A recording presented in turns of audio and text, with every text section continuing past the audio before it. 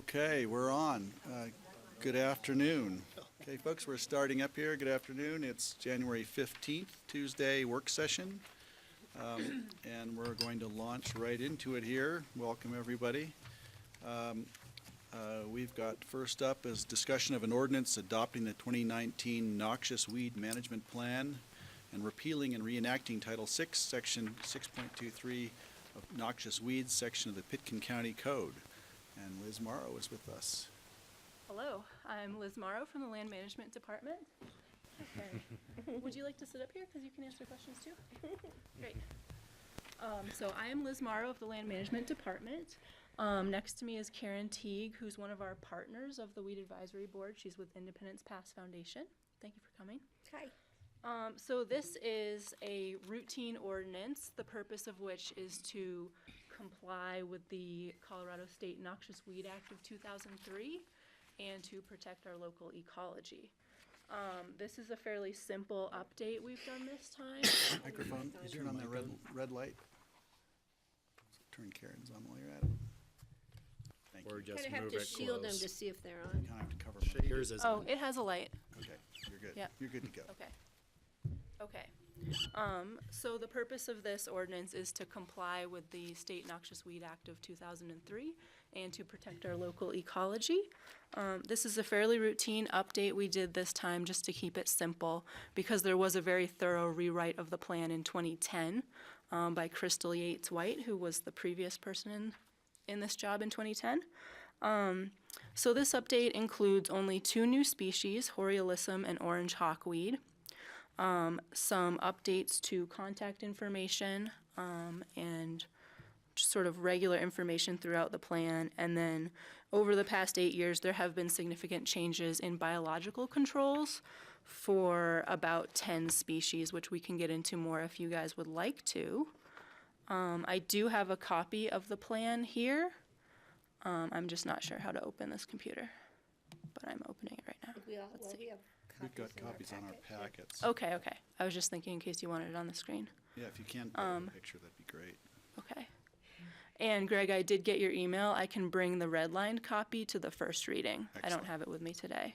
That was a Patty's suggestion. Yeah. Yeah, Thank I you. can definitely do that. So let's bring it up here. John, can you flip our screen on? Oh, yeah, sorry about that. It's a nicely put together report. Thank you. It's easy to navigate. Good. Yeah, thank you. I'm glad that that's one of the goals is to have it easy to read this is for everyone in the county. This is for citizens, this is for residents, this is for landowners, ranchers, and landscapers. So it's meant to be easy to use, and people who need more thorough information are encouraged to contact us. And so people should know that the 2010 version is still available on the Pitkin County website. This version will become available as soon as it's approved. So with that, do you have anything to add right off the bat, Karen? No. Okay, perfect. Carry on. I'll open it up to questions from you guys. I just have something real quick. Patty? You know, in saying that it's available, since I do on occasion, work at a local greenhouse, garden center, I think it'd be really a good idea, once we get this finalized, to give a copy to them so they have it on their shelves, because we have a lot of customers that come in and ask about things, and this would be a great resource document for like Eagle Crest and Mountain Greenery to have in-house. So if you forget, I will remind you, because I will make sure that I can take it down myself and get it to both those places. Anybody else we think of, I think would be a great idea. Okay, that's a great idea. With pictures. Oh, the pictures are great. I'm just trying to figure out how I can fit it in my back pocket. Yeah, it's a large No, document. but it'd be great to take when I walk the Rio Grande, just coming from my house to here. There's always issues along the way, but now I can always remember the next time I'll bring it with me and I'll mark the places I want to stop on my way down the hill. So, yeah, I think it's well done, and I think a red line copy at first reading would be great. Okay. We have a nice little book. Yeah. that I Yeah. have at home. We have a pocket. A pocket book, and I don't know whether that gets distributed. It does, yeah. So that's the Colorado Weed Management Association's book. And the county purchases copies of those and hands them out for free to anyone who wants them. So yeah, we have them at the landfill and we have them at Public Works. for free. And those are very handy and much more convenient to carry You can't stick around. those in your back pocket. Yeah. So you need one of those, Patty. I have one. Okay. Yeah, but this one's got some new stuff in it, but Yeah, and the plan does have more thorough information, yeah. Questions, Steve? Kelly? I would just have a couple of minor additions on two of the weeds. Where you say different parts of the county where they're located. And so the sulfur cinquefoil I already told you about, but in the text it doesn't say it's on Capitol Creek. Also, the Horiolisum is on Capitol Creek. Good point. And on Thank you. Avalanche, I at will add that. Avalanche Campground are the two places I've seen it besides the Avalanche. McLean Flats kind of area. Okay. So I think that should be added, so I think that helps people if they actually read that and they're wondering if this is the weed they have there, and if they see that it's in their neighborhood, it could help them actually identify that they have the weed there. Yeah. And I'm guessing now that Horiolisum and the orange, what was it? Orange hawkweed, hawkweed. Yeah. are on the list. We're gonna start seeing those in a lot of places. So this will have to be updated. Yeah, the locations will have to be. And the, just for you guys' information, we will update this in 3 years again. And we will continue to update it every 3 years. So that way new information gets incorporated pretty rapidly. And stuff like the biological controls can actually change quite a bit in 3 years. But thank you, Steve. And that's a good point about the Horiolisum is it sort of started in the county. We started seeing it around the McLean Flats area. But the more we look, we are now seeing it almost everywhere, actually. So, Kelly? I have a couple of questions, some general and some specific to language. Mic on? I thought it was on. No? Maybe I'm just too far back. Okay. With regards to the goals, have those changed at all? thank you for asking.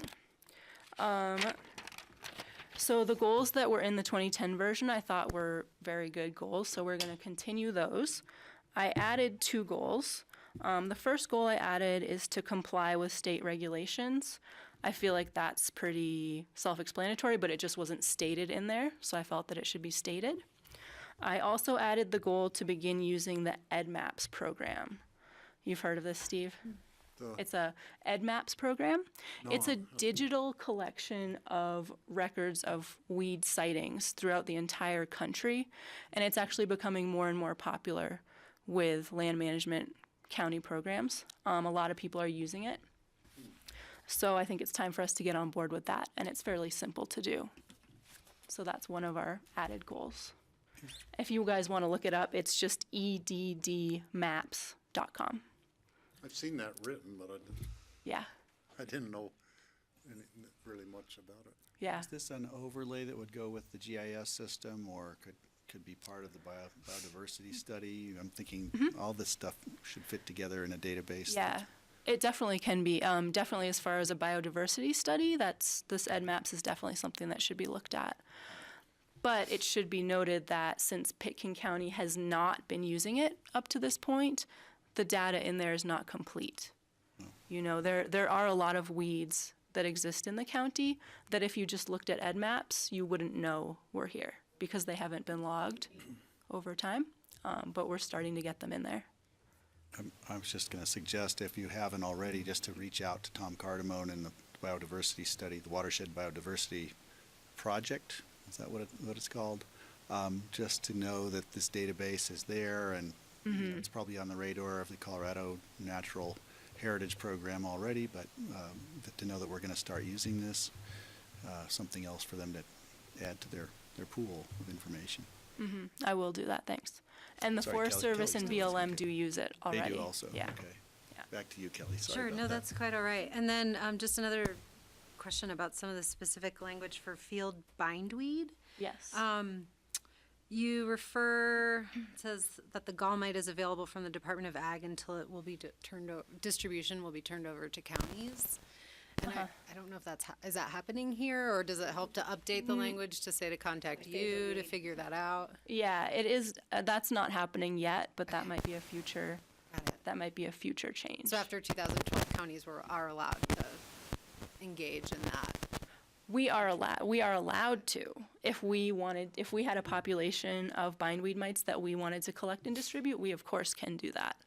Right now, we don't really have the resources to do that, but that's something we could do in the future. But people definitely still can get them from the insectary. Bindweed is my favorite weed, just so you know. Okay. Yep, everybody has their own favorite, and that's my favorite. And I'm sure if I spent the night sleeping in my backyard, I would wake up in the morning wrapped in bindweed.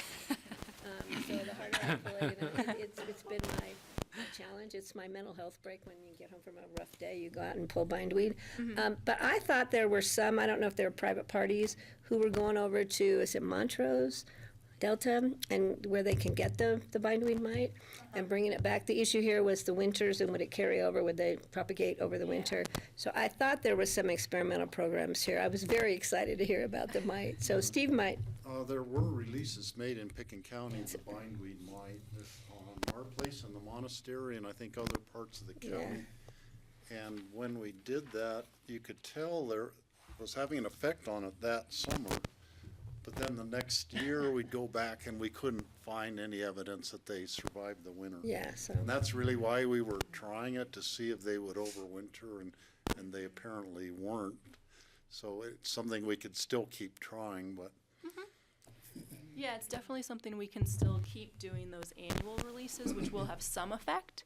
But since they can't really survive our winter, we don't get the long-lasting effect that, lower elevation places might get. Well, I have a great opportunity if you wanted to do an experiment.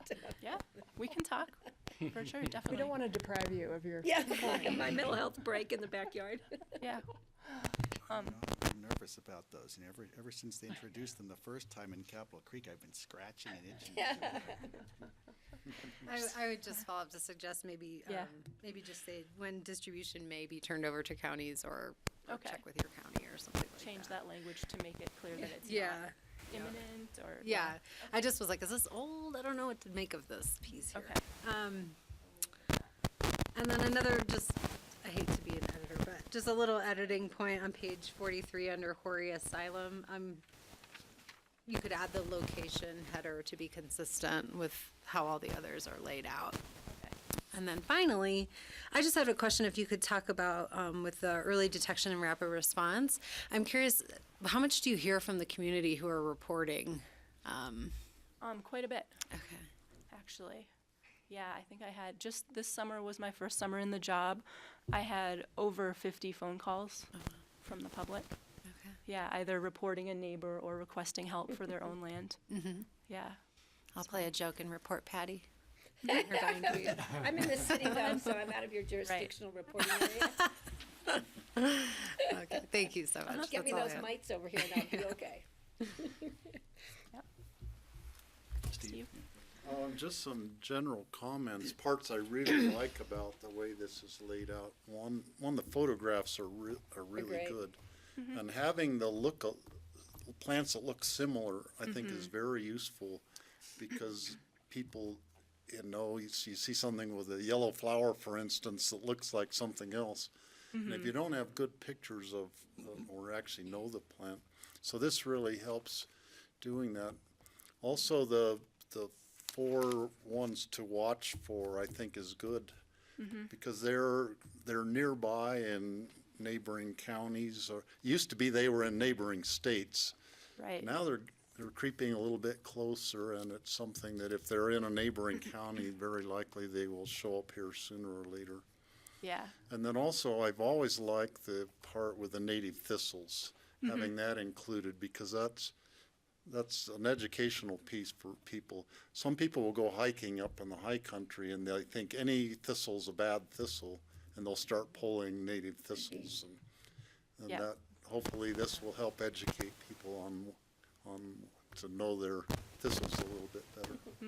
Yeah, that's one aspect we definitely want to expand on our sort of outreach next summer, is the native thistles and how awesome they are. Yeah, just that they deserve our love too.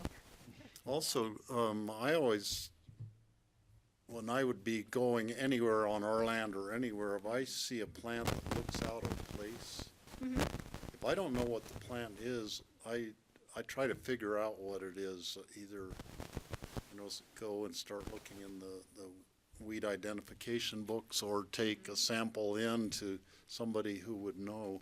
And that would just be good advice for anybody, that if you don't know what it is, don't just start pulling it or spraying it or something, but find out what it is. It might be one of these new invasive plant, Yeah. or it might be just a more rare native plant or something, but Yeah. it's good to become educated and learn how to recognize the plants. Exactly, and if people have questions and they really can't find the right info online, they're free to always call the land management department and get our help too. But we should encourage people to take a photo. I mean, Yes, nobody goes anywhere yes. without their phone, anywhere. So they could always shoot a photo our way. Yeah, exactly. There is an app that I've used a little bit called Plant Snap, but I haven't had real good success with it yet. Maybe this summer they keep expanding the database over Yeah. several 100,000 plants in there, that you should be able to take a picture with your phone and then it would identify it. So I'm still playing around with that, and I think the app is getting better all the time. Yeah, I think it's getting better. I would be wary of pulling anything based on that information. But yeah. Yep. Great. Other Anyone questions? else? So when's it coming back to us, Greg? This comes back on, I don't have 23rd? that in front of me. Coming back soon. We have January 23rd. It's next week, next regular meeting. Perfect, Next next week. Thank Yep. you. next Great. week. So I'll be back next week with the red line copy, and you guys can ask me any more questions you think of. Great. Thanks for coming. This was- Thanks Karen for this was coming in. great. Yeah, and Liz is doing an awesome job. I just want She you to does, know. she does a great job. Yeah, it's great. It's a pleasure working with the weed board, so thanks. Thank you. Thank you guys. Thanks for coming in. Okay, moving along here. How are we doing? Of course, we're a little bit ahead of schedule. We're expecting John Kinney to come in for the Airport Advisory Committee appointment discussion. Yeah, Should we switch can to- move ahead to future agendas and Great. open discussion, and worst comes to worst, you can have a little break for a 2-hour. Excellent. So future agendas review. All right, so really just had one item to bring to your attention today. Next week, we had originally planned a work session on the 22nd for community development on the energy, both the energy code amendments and kind of the future state. The code amendments that have been discussed and directed by the board to come forward will still come forward on Wednesday. The additional items that we were talking about for the future, the net zero concepts and those sorts of things, our community development staff has been doing more public outreach on and has had more requests for public outreach. So we felt that it'd be better to go ahead and continue with that public outreach to both inform interested parties about the discussions that are happening, but also gather information. And we felt it'd be better to bring those conversations back in April after we've had a chance to conclude those. So we pulled that work session. You'll still see the immediate code amendments on the agenda for the 23rd. Great. Thank you. No surprise there, and that's a good thing. And that's all I had for you guys. Anyone else have anything they want to add here? Steve? The date isn't hard and fast yet, but on February 21st, there is tentatively scheduled the next meeting of the Clean Energy Corridor, which is sponsored by CLEAR and NREL, and there will be people from NREL here doing a whole day workshop. So it's Thursday, February 21st is when it's tentatively scheduled for. And I know several of us were there at the previous meeting, and I think it would be good to get it on the agenda. Yeah, so if we, Just a public noticing kind of thing. yeah, so is it likely that we'll have more than 2 commissioners attending? I would that guess. event? I won't be there. George? We can get it on the agenda just in not. case. But And then when we get closer, we can just confirm that the date, the exact date of it.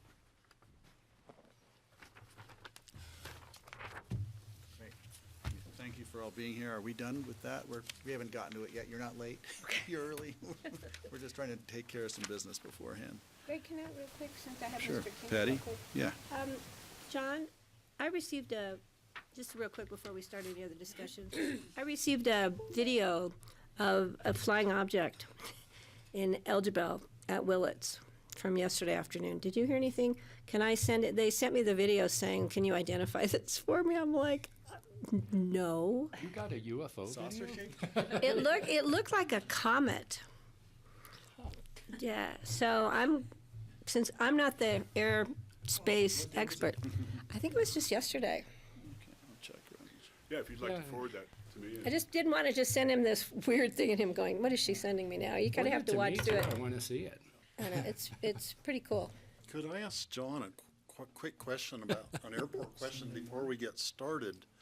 On Sunday, there was, Air National Guard flew over town like 4 jets, and they then went in like for landing approaches. Do they do touch and go, just touch down and then take right off, or do they actually land, or what do they do?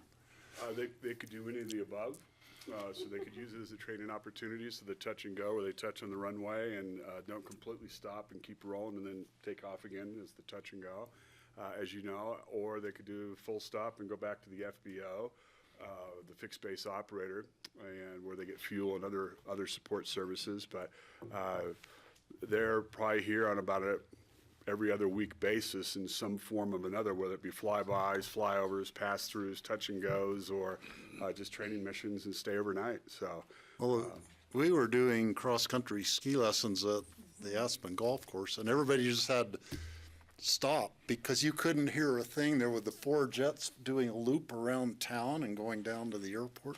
It was Okay. incredibly loud. yeah, I did not have any background on. Oh, there's F-16s? Military.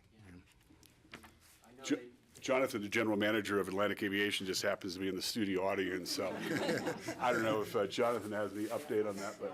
It's trained flight usually, and they just go by and zip by the tower and continue on course. They're just using it as a marker, basically. Like a touch and go kind of a thing, or? I keep hoping they'll pick me up. Yeah, sure, I'll get on. I just sent it to you. On Sunday morning at 5:30, the space station flew over, and sometimes that's mistaken for a. This was something coming down out of the sky. You'll see, I just sent it to. All right. We would have heard about it. I just had to, before I forgot to send that along. Yeah, it's never boring being in the county. There's always something new. Strange objects. All right, are we ready? You guys are all here. Want to start a little early? Are we okay with that? Okay, then this is our Airport Advisory Committee appointment discussion. John Kinney and Associates, if you could identify yourselves, and we'll get going. Yeah, I'm Miles Graham with the Community Outreach Team on the Airport Modernization Project. Make sure your mic is turned on. If the red light should be on, just in case. You have to kind of shield it to see. It's hard to tell with these things. Oh, and Mavis Fitzgerald, also part of the communications. Welcome, nice to see you. Sorry, we're having a technical here. There you go. There we go. Cool, thanks, sir. I'm John Kinney, Airport Director here at Pitkin County. Good afternoon to the members of the Board of County Commissioners. As they've just introduced themselves, sorry, I'm hard of hearing. I didn't realize they called for that, Miles and Mavis that would have introduced you. But Miles Graham and Mavis Fitzgerald is part of our consulting team, really helping us design the public community outreach process that we're going to be talking to you about in some depth today. So let me start off by saying where we are here today, and we're going to walk you through kind of 3 categorical items here. One is the process for developing the Aspen Airport Visioning Community Advisory Groups, and we'll go into some detail about that. The next item we're going to be talking to you about is the selection process, some of the evaluation factors, some of the feedback we've received from the community, as well as some of the refinements associated with that process. We'll then go into the next steps in finalizing, in terms of the process, the appointments to the advisory group, which is obviously the decision point for the Board of County Commissioners. We're going to be providing you with a lot of information here. So if you could be patient, don't hesitate to interrupt me at any point in time, but if you could be patient to go through this process to lay out a lot of the groundwork, we'll give you a preview of what the asks are of the Board of County Commissioners, the decision points, if you will, and then we'll circle back and reiterate those again near the end of the presentation after the 4 hours. That was 5.5. Excuse me. So let's start with the application process and the advisory group structure. If you recall, there's really 4 different groups and committees involved here. At the top, the umbrella, if you will, is the Airport Visioning Committee. And that group is one that's going to be coming back and reporting to the Board of County Commissioners in terms of what the results are of their efforts over the next 10 to 12 months.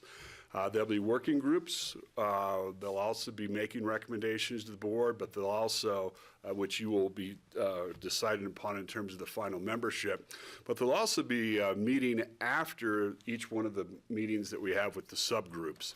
So these groups feed into, if you will, up into the visioning committee. Right below the visioning overarching committee is going to be the community character working group, and you can see the kind of the 2 main themes of what they're going to be working on, and by its very nature, the character working group is really what their mission is. That other committee, or group, excuse me, is going to be the technical working group, and those are going to be some of the technical topics that we'll talk to you a little bit more in detail and be bringing that information back again to the visioning committee and then again back to the Board of County Commissioners. And then the airport experience working group. A lot of folks have described the airport experience as being very much out of sync with the rest of the community.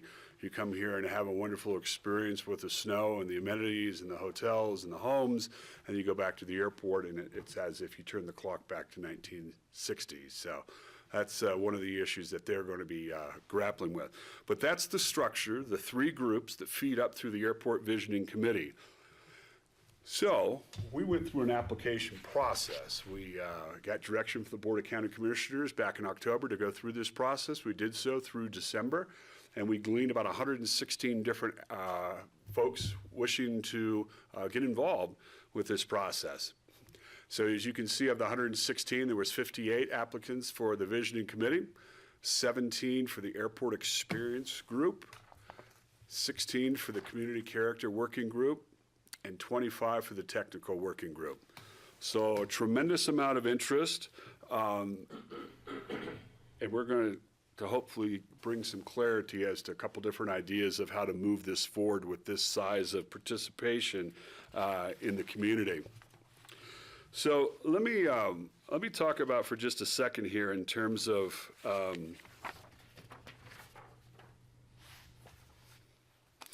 in terms of what is the deliverable of these committees.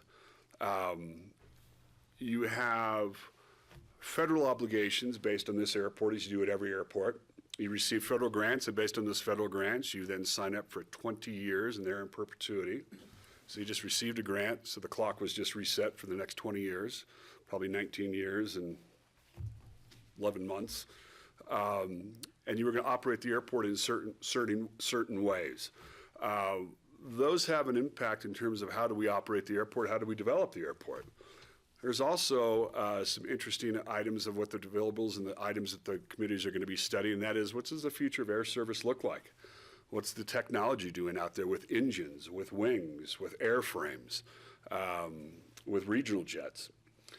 They're also going to be taking a look at what about the affordability improvements? If the airport really wants to maintain its autonomy, its self-reliance, not receiving any general fund monies as we develop this airport, which has been the case for a long period of time, what does that look like? Does that mean more rental cars? Does that mean more parking?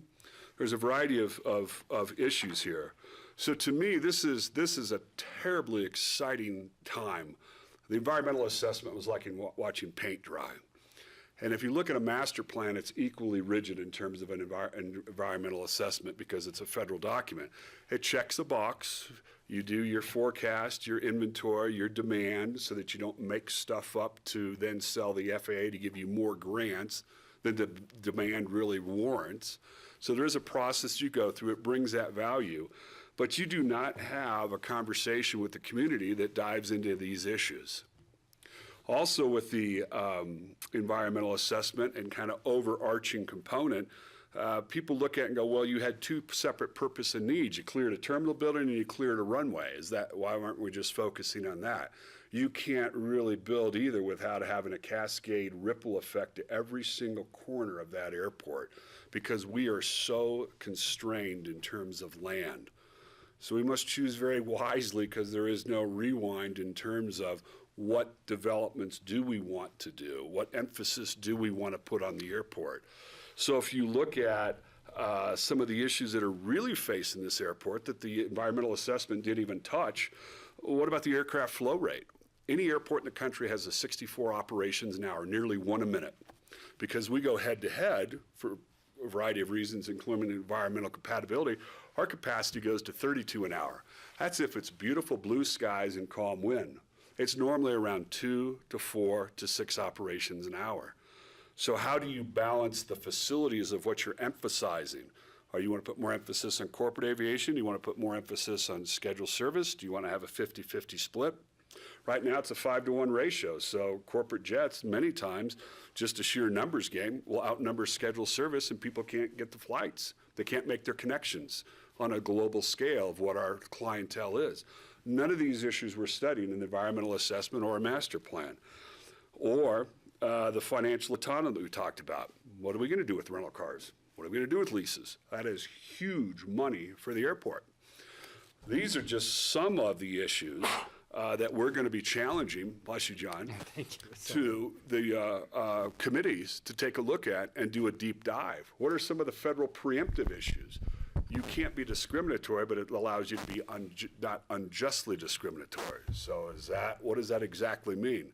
But these are the issues that we're going to dive into with the community that have really never been discussed before, but this is the components of making the sausage behind the scenes of operating the airport. Yes, sir. So, John, we've had this discussion in the past in terms of prioritization between GA and commercial. And I thought what we've heard consistently is that we really don't have any ability to change that. That's an FAA, and it's a public airport, and it's first come, first serve. Yeah, the FAA is a public policy, first come, first serve. They will not give priority over the scheduled service over the corporate or vice versa. Some folks have talked about, well, why don't you go to a reservation type system? There's pros and cons to that. A lot of, from the FAA's perspective, to say there's a lot of cons to that, because a lot of people will game it and sign up for 6 or 7 reservations, only using one, and then you leave a lot of capacity on the table, and less flights actually is the net result coming in. Yet you talk to other people, and whether they do Super Bowl or NASCAR events or the World Series, you have major events around the country, and that's exactly what they have, is a reservation system. And it is down to the minute, and you better make it, or your next person is coming in.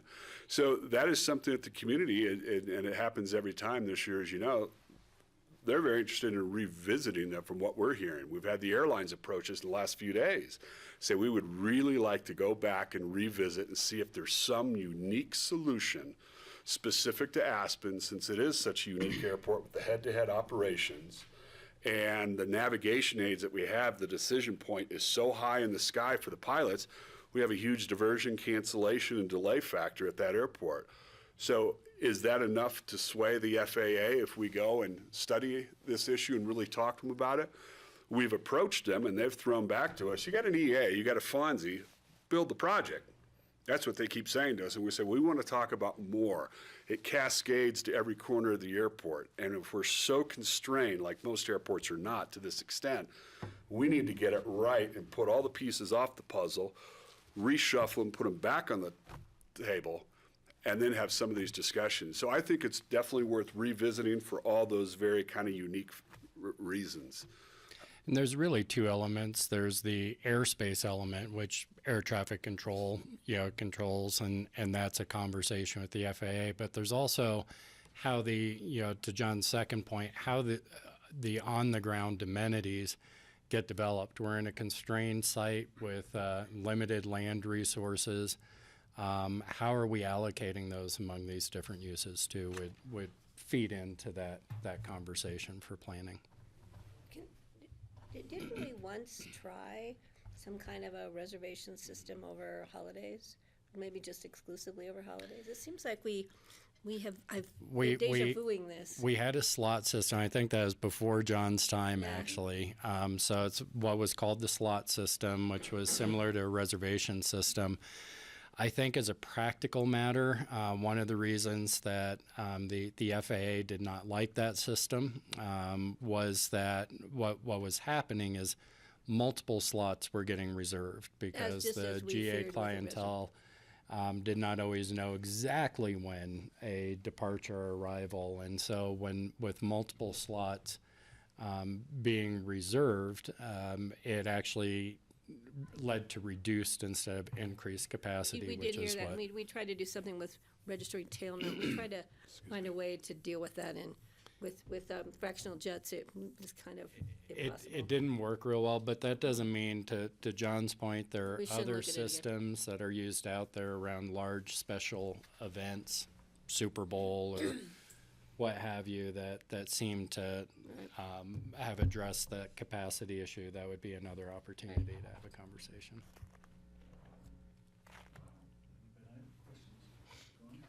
But I think it's important the community have an opportunity to weigh in. That's why we just wanted I to be think we clear should, there's yeah, a we'll large talk about it all. scope and such that these community members will be able to weigh in on.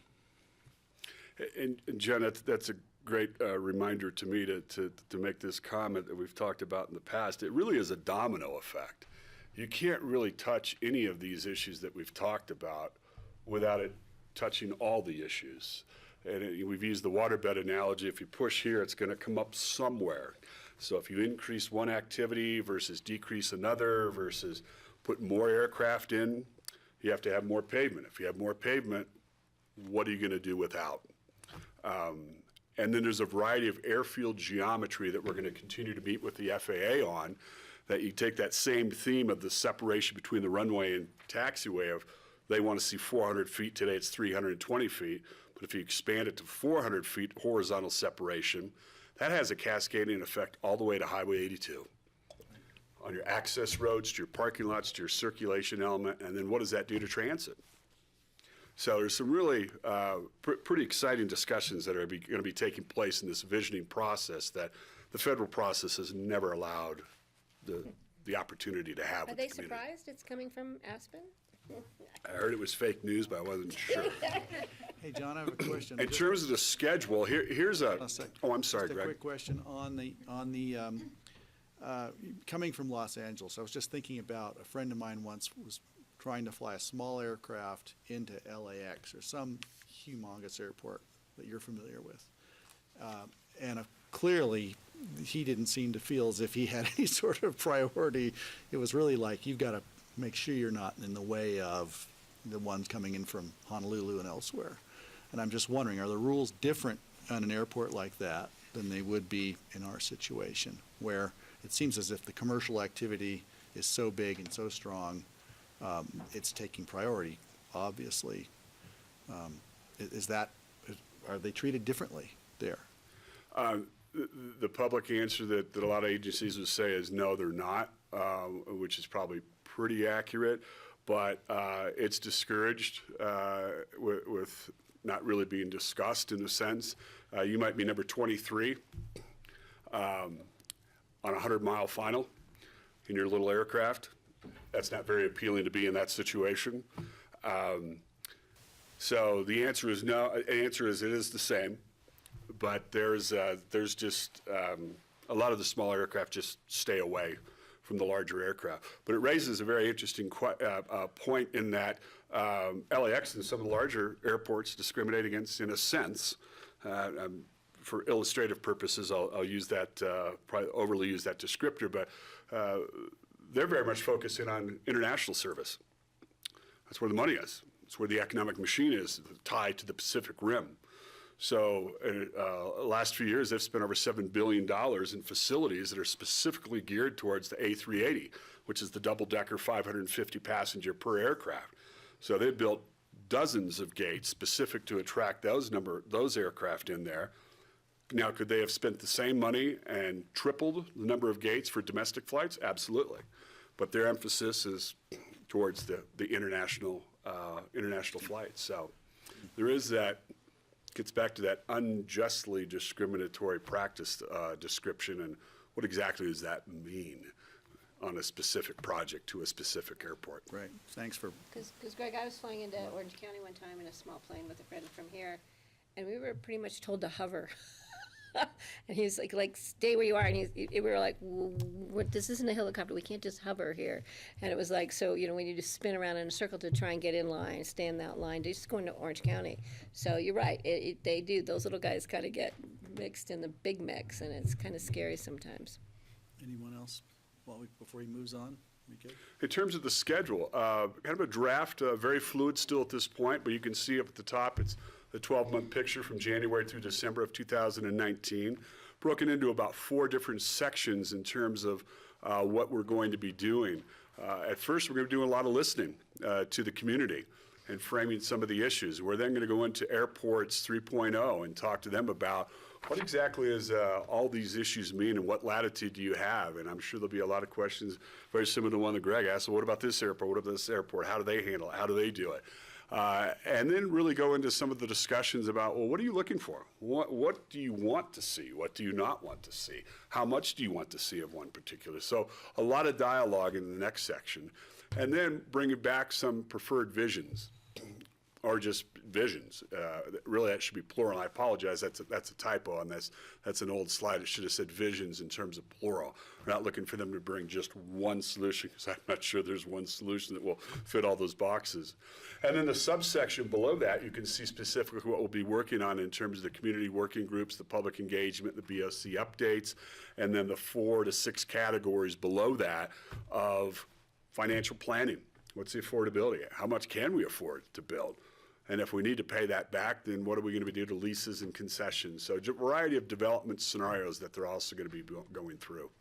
Can you define public discourse, that section there between June and October? What actually do you mean by that? Public discourse? What does that mean? It's the dialogue. So we're going to actually Yeah, hold I think a general better word. public meetings, bring out these discussions? Absolutely. So the intent is to kind of proof the work that's being done by the working groups and the visioning committee by bringing them out into more general public settings. Broader Now, discussion. that could be in the form of open houses. It could be in the form, it really depends on Okay. the information and kind of the appropriate input that's sought. But we see it as, not to be jargony, but a iterative process where the working groups are feeding into the visioning committee that's feeding into the public. They're getting feedback and, revising throughout the process so that there's a lot of dialogue going on, but ultimately that visioning committee is going to be tasked with making a set of recommendations to this body. Okay. Does that make sense? Yeah, it does. I just wanted it so the public who's watching this knows what that means, and because they're probably going, when do we get to play in this game? Throughout the whole process. While we're looking at the schedule, if I may, just the bottom line in yellow, we've got revenue optimization, funding strategies, financial planning. How are the groups going to be tackling that? How does that work specifically? Which group or groups will be looking at that? Good question, because it's a group that you have not met yet, but we did a RFQ, request for qualifications, and went out and secured a financial consulting company, Recondo and Associates. It's a national firm, and they're going to be working with us on this project, as well as Kimley Horn, to really quantify some of those. So what are our rates and fees? What are our rates and charges? Where do we sit in terms of other resort-type airports? Are we at the top? Are we in the middle? Are we at the bottom? What are the revenue opportunities? What about water rights that the airport has that is not exercised? Revenue opportunity. What about parking rates? Just the whole gamut. What about FBO rates? A lot of room there for improvement. So that's really where that's going to be going. Right. Now, will our public groups have any, just want to see how much input will they have on policy that guides optimizing? When you see revenue optimization, you can think of that in many different ways. And how does that vision come about? I think it's happening at the same time as the working groups are Right, going so that on. will be happening concurrently. Now, we'll get into the conversation, Greg. I think when we start, I think one of the key questions for this board today is going to be the size of these groups. And so that will affect the depth. But I think what's really important is for us to get a strategy and vision, and then the finances should be the tools to a certain degree to get there. I'm wondering, is that work of the consultant going to be fed into these other groups or presented to us concurrently? You know, I'm wondering what the scope of their work is going to be if a vision's coming in December and they're talking about funding strategies in July, how that influences the group's approach. They're going to start immediately. They're on board now. We have a workshop, I think, scheduled in the next 2 weeks period of time. We've already had a few meetings, and so they're already going at it in terms of where we are in the market, what are revenue opportunities. So it's a simultaneous track, and it'll be integrated heavily into the process, because a lot of the community is going to ask, well, why can't we cut rental cars in half? What does that financially do to you? And we could show them, and what's our ability to recover from the 50% loss of our top 3 revenue type sources. I see that as that type of interaction going back and forth. Does that answer your question? Yeah. I'm really hard to hear, so sorry. Yes, thank you. Right, okay, moving along here. Anyone else? We're good? What's next? Next is the selection process. So, strategic plan of the county, pretty much our true north or overarching vision. This whole process is tied to livability and sustainability of the community, as well as flourishing and building a natural environment and prosperous economy. So although we've designed a process around it, really the punchline here is it really comes back to the Board of County Commissioners choosing the community in terms of who is going to be participating in this process, if you like the process that we're proposing to move forward. But this is how it fits into the strategic plan of the county. The dates, once again, we're here today at the work session for the first one. This is an expanded version. You can contract it, you could expand it, you could do something in between. Right now, it's teed up for resolution to be scheduled for July 23rd, so it gives us another work session. January. January, thank you. But we January took a long time 23rd. to pick that committee. That would be a long process. January 23rd, with another study session the day before on January 22nd. In terms of the discussion items for today, getting close to the decision points here, it's really the size of the community advisory groups. We had very strong response from the community. We were anticipating about 50 to 75, and we got almost double that. So the dog chasing the car finally caught it. Now what does he do with it? So really a question is going to be coming before you is, do we go smaller groups and do a deeper dive? Or do we stay at a larger group and have more of a cross-cut selection of the community's representation in terms of their particular views? So this is a preview of the decision point, but we're going to come back to this slide after we go through a little bit more of the process. But what we're going to be asking from you is, what is the size group that the board prefers? If it's smaller, the criterion guidance, we can go into that here in a few minutes, which we will, after John gives us a presentation more on the public process and some of the strategies that we've had. And we can narrow that down at the next study session and give you some vehicles to do so. Or you could make your own, or larger. If you want to go larger, what's the criterion guidance that the board would like us to use to move that forward? We can also give you some methodologies and some proven processes that Miles and his team have used, so we'll give you some choices there. And the second ask for the Board of County Commissioners today is the board want to designate the leadership. Should it be self-selected amongst the group, or could that be disruptive at the very offset of getting a committee together? And should that leadership be formed and assigned in the form of the pilot, the co-pilot, and navigator? So clever. That's a question that we'll be posing and coming back to you here in just a few minutes. So I'm going to turn it over now for the evaluation factors and multiple slides to John Peacock, County Manager. All right, thanks, John. So in your packet, we provided at least a draft recommendation for committee structures. So that informs a staff recommendation both around size and around the appointments. And so we wanted to talk a little bit about the criteria we used in getting into what's in your packet. All of that said, and we'll say this again and again, we can manage whether it be a larger group or a smaller group, whatever the board's pleasure is. It changes the nature of the meetings, it changes the techniques depending on size, and the composition of the groups is entirely up to the board. So this is just a set of the criteria that we use to get at the proposed committee structures that were in your packet. So, Question? In the application process, what did we use language to indicate to applicants that, maybe their application wouldn't be accepted, or that maybe we would shift them to one committee or another? Yes. yeah, could you outline maybe a little bit of what we did with? Thank you. Yeah, so that it was mapped out when they applied, either paper copies or online, that the BOCC would have the final word of who is going to be appointed, and that there was a chance that they might be moved where their expertise might be more useful in a different group. Okay, great. Yeah. Thank you. And some of those discussions have happened with folks who have applied to, a lot of folks didn't know which committee they would best be suited to, and, noted a willingness to be flexible in general.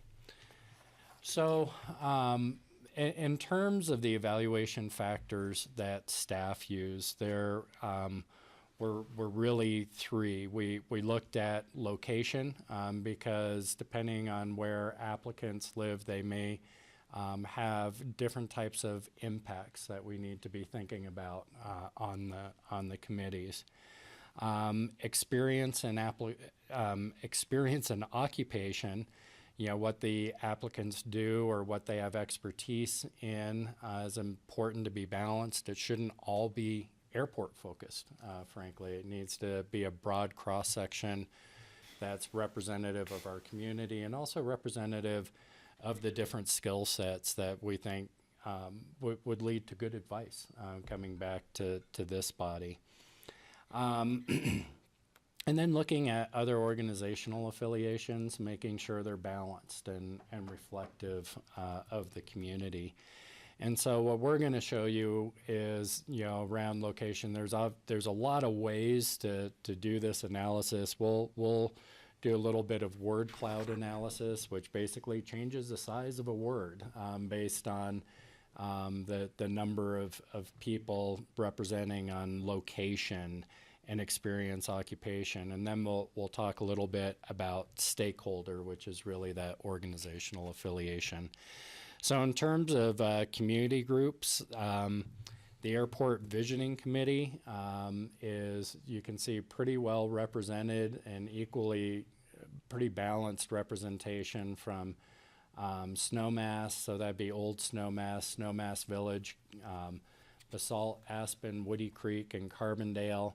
And then, as you might expect with some of the more neighborhood-oriented locations, but that we also wanted to make sure were represented because of their, because they're contiguous, frankly, in a lot of cases to the airport, like Meadowood, like Aspen Village, Starwood. There's even a few folks from the other side of the hills that were interested in what we were doing. On the Airport Experience Working Group, really a lot of representation from Snowmass Village, Aspen, and Old Snowmass, smaller from unincorporated Pickens County and Carbondale. And these are the applicants right now. Technical Working Group, you can kind of see how that plays out. On the community character, I did think it was interesting, really Aspen, Woody Creek, and Snowmass Village were the communities mostly concerned with being on that community character working group. Lot more on the in terms of occupations, but I think, you know, when there's a lot of occupations listed on there, but what we wanted to be sure was that there's some diversity there, that it wasn't all either tourism-based or development-based, but that there's a broad cross-section. We do have a number of retired folks who have applied for each of these.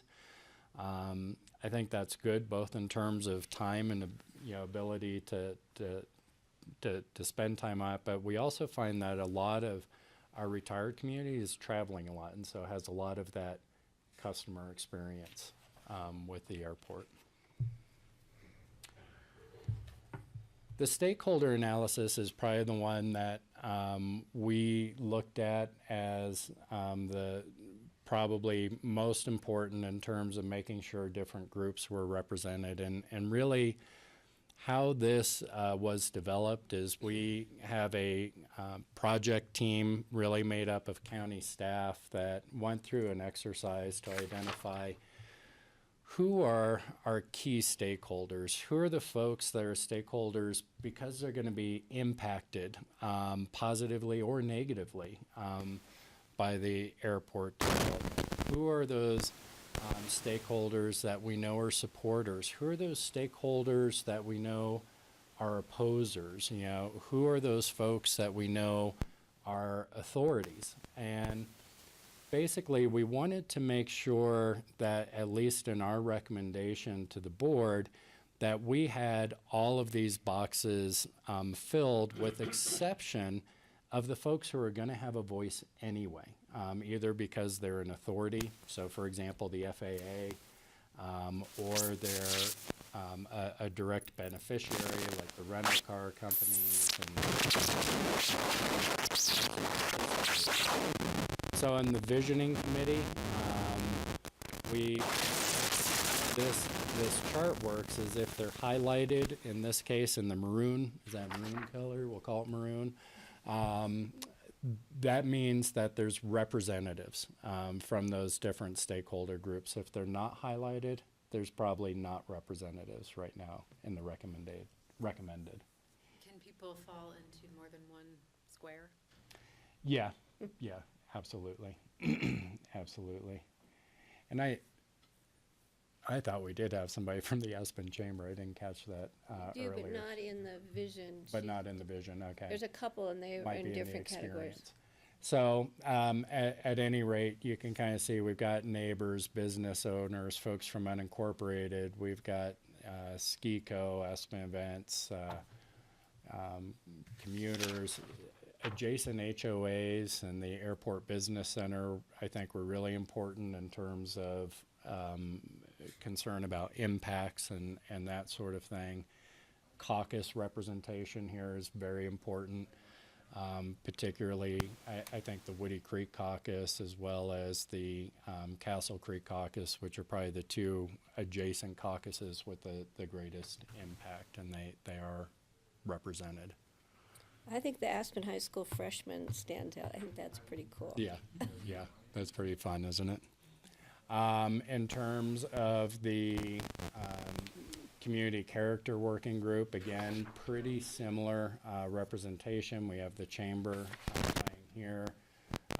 Is important for us, again, to have caucus, residents, environmental groups, really residents. You can see a lot of the boxes that aren't filled in are either business interests directly related to the airport, or authorities like the FAA or what have you, who are going to have a say in this process through other avenues.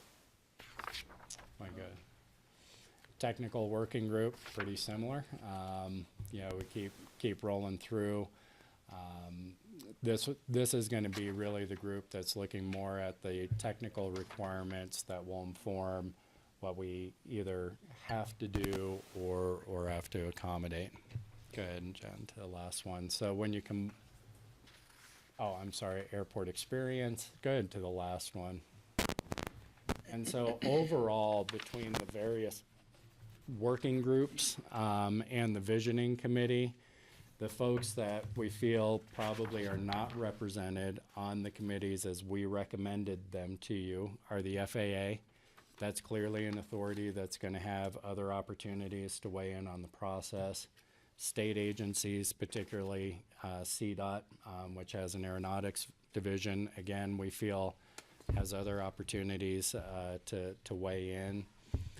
When you look at rental car companies, airport concessions, connecting airports and manufacturers, we see that all of those have pretty particular interests, and those interests may not lie in the general public interest, and so we felt that those were groups that are still going to have other avenues to participate, but maybe we also didn't have any applications from folks representing those groups. We did not have anyone from the school district, unless you count our high school freshmen. We do have a high school freshman, but no one from staff or what have you. Our public safety personnel, airport staff, county staff, they will have other avenues to participate. Now, in terms of nonprofit organizations, I think we have a number of folks who have applied who are associated with various nonprofits, but they didn't apply specifically to represent, and so we didn't call those out as being represented. But generally, these are the stakeholder groups that we believe are covered. We think they're appropriate stakeholder groups, and we actually did not have applicants from the other ones anyway at this point. Turn it Thanks, back John. over to you. Decision point. I'm going to call an audible. We'll come back to that in 2 slides. Next steps. We talked about today's work study session, opportunity for another one, even more beyond that if you so choose to do so. Resolution scheduled for the 23rd, and that would be based on the decision point and finalizing the committee makeup and the size and how we choose leadership. A little bit of an update. Originally, we were going to have February 6th as our kickoff, but we were really looking forward to having the Federal Aviation Administration be part of that, and there's a little bit of a pause in the government right now, so they're somewhat out of pocket for these type of events. So we thought, hoping that that would be back in motion, and so we've rescheduled for February 21st, and whether they can be there for that one or not, we will proceed. But February 21st, Joint Advisory Group meeting, kickoff, Aspen Meadows for the Airport Visioning Committee and the 3 working groups. So those are the next steps associated with what we'll be doing with that. So let me go back now to the decision point, and in terms of what are the size of the groups that the board would prefer us to have. If it's smaller, we've talked about, we could add a little bit more, narrow down the applicants, and we'll talk about that in just a minute. John's going to give you some methodology and ideas on that. And if it's larger, what is the criteria guidance that the board would like us to use to refine? But Miles is going to give you some ideas in terms of how we would deliver the same product with the larger group.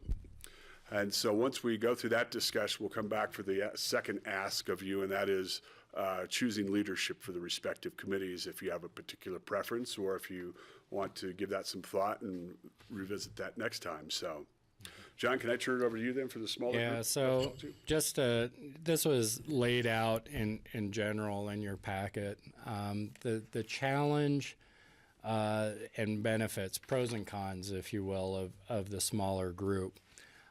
Smaller groups obviously are easier to manage. Generally, a smaller group is going to be able to process more information in a shorter amount of time. And as a practical matter, what that means for a process like this is they get to go deeper on questions and such for the community. The downside of those smaller committees is that they lack maybe the breadth of representation, that as you narrow down, you're probably going to start to lose some of those stakeholder groups or representation, or you're going to lose some of the diversity in the occupations or the geographic representation. There's just, yeah, that's a tyranny of numbers, I guess, as it is. And so staff's recommendation, although we are happy to live with whatever the board's direction is, and we think we can make the process successful either way, was to go a little bit broader. And that's different than what we talked about the first time we were with the board, I think back in October. But as we talked about it more, there were a few themes that emerged for us. One is a visioning exercise. This is more of a strategic exercise. So we're not choosing the color of carpets, in this kind of visioning exercise. We are really making sure that the overall strategy for any future developments at the airport really is answering that question first. Are we doing the right things from a 30,000 foot level? And we thought breadth in the committees maybe served that 30,000 foot view and that strategic view for the board a little bit better. Although the challenge will be managing the larger group, and Miles will be able to speak a little bit about that. If you decide to go that route, though, you need to be prepared that as we go through the visioning process, for those who maybe came in and don't totally agree with where it ends up, the criticism will be, well, we didn't have time to go into quite enough depth. So if you go broad, you need to be prepared to support that this was a strategic discussion, and you're probably not going to get so much consensus as majority or supermajority kind of opinions from a broader group. Okay, if you decide to go smaller, you'll get that quicker, deeper, and you'll probably be more likely to get consensus built because a smaller group is more able to do that. But it may not be as representative as you want it to be for Well, the and strategic. one of the cons with the smaller group, at least for me, is we may have concerns for those who applied that we cherry-picked. And that, why didn't you pick me because you didn't think I'd agree with you? So I think that's something we need to keep in mind if we decide to go with smaller groups. How do we then refine those applicants Yeah. without, it's difficult. You can't please all the people all the time, but we need to be really careful with that. And that's going to be the discussion. We're going to ask you guys, we will manage it either way. This really needs to be a call that this board makes because you need to have confidence in the outputs of this process. The board had raised concerns about how we would manage larger groups. We're prepared to talk about some of the techniques and such if you want us to go there. Otherwise, I'm happy to turn it over because it sounds like you're ready to throw some ideas out. Steve had a question. Yeah, more comment. My initial take on it is I would not like to exclude anybody who has wanted to participate in this. And just to make the bigger groups, some people are going to drop out because they'll be in a big group and they're going to feel it's not workable, and some people will probably fall by the wayside in that process. But if we start picking and eliminating people from this process, we're never going to hear the end of how it was they were unfairly excluded or whatever reason.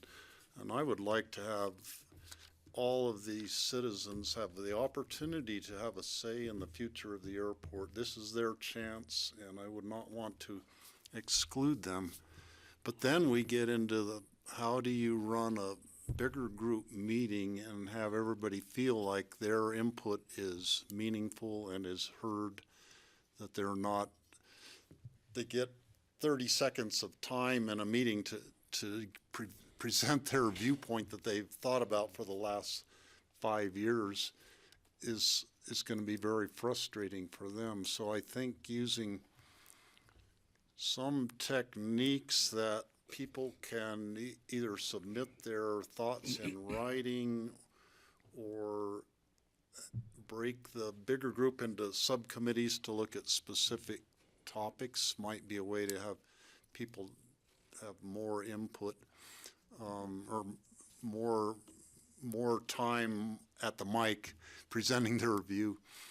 Also, some people love to talk more than other people, and we need to ensure that the quiet people on the committee aren't excluded from the getting their chance to have equal airtime with the people who are more vocal. I think you've just teed Miles up, but George Right, had George. something. Yeah, no, I take a sort of the opposite view. I think when you get 25 to 30 people, I think when I looked at the applications, I saw a tremendous amount, not a tremendous amount, I saw a lot of similarities. I saw a lot of realtors. I saw a lot of architects. I saw a lot of people who are retired, had private planes, and I think we can provide a diverse group without having so many duplicates of the same occupations or the same areas. I think you get a large group.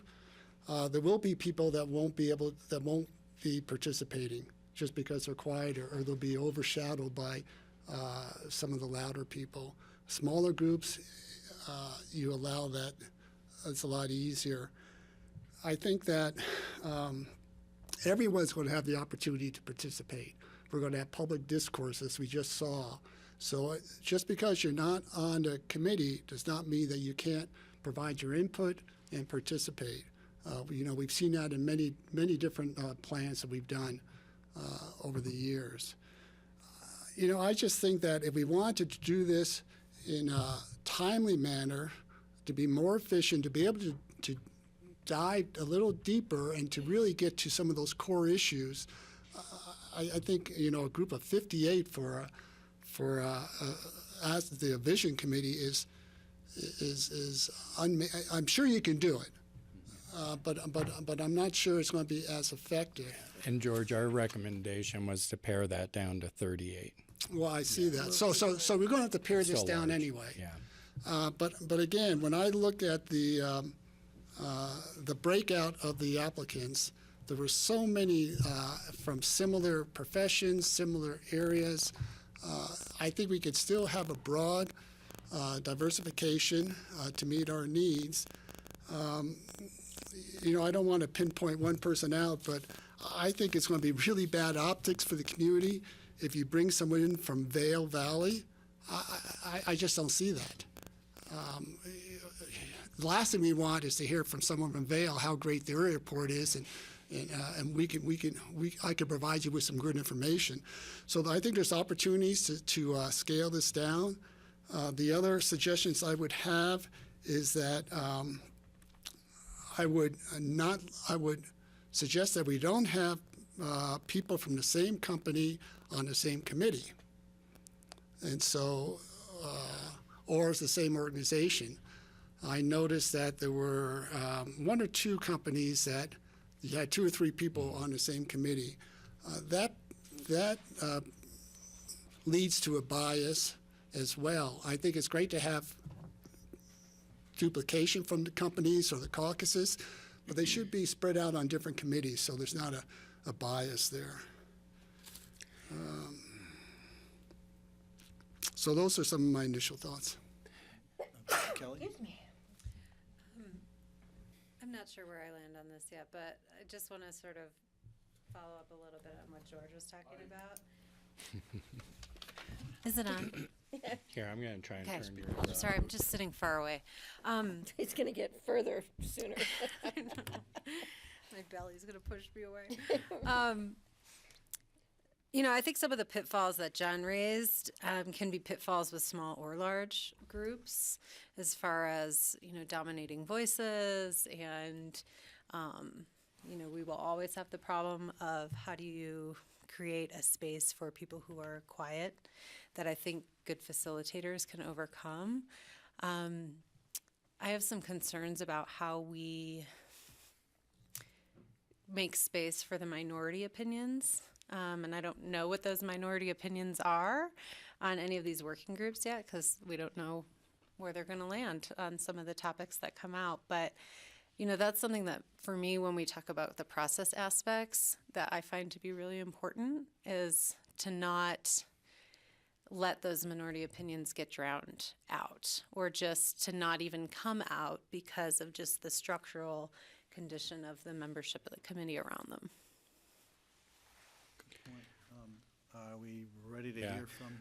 So just a couple of considerations, and one, if the board did decide that narrowing down may be a route to go, I think there's things that we could do to ensure opportunities for participation still by everyone who applied, either through focus group kind of activities within that dialogue process or what have you, so that we're still giving, consideration to folks who have expressed a particular interest. And so there are things that we can do, even if the board decides, hey, we want to narrow the formal committees, to try and give an opportunity for those who have expressed an interest to have a special opportunity, I guess, to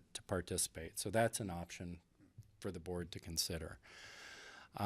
In terms of the narrowing process, what I would recommend, I think that's really difficult to do here at the Diaz, in a work session format like this.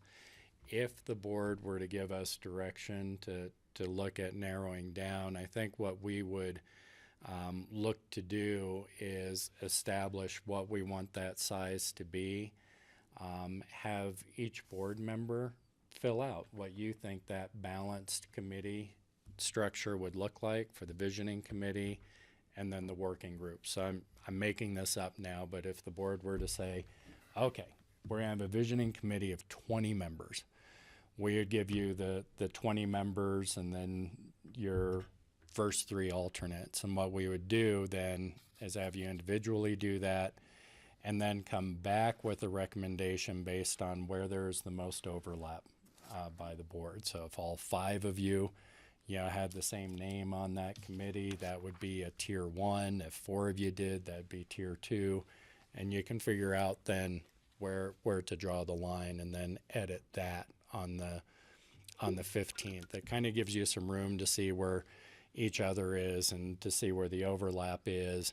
And it gives, I think, George, to your point, an opportunity for you guys to bring your knowledge of the community, your knowledge of the applicants to the table, and try and create that balanced committee that you'd have confidence in if you narrowed. So that would be a process consideration.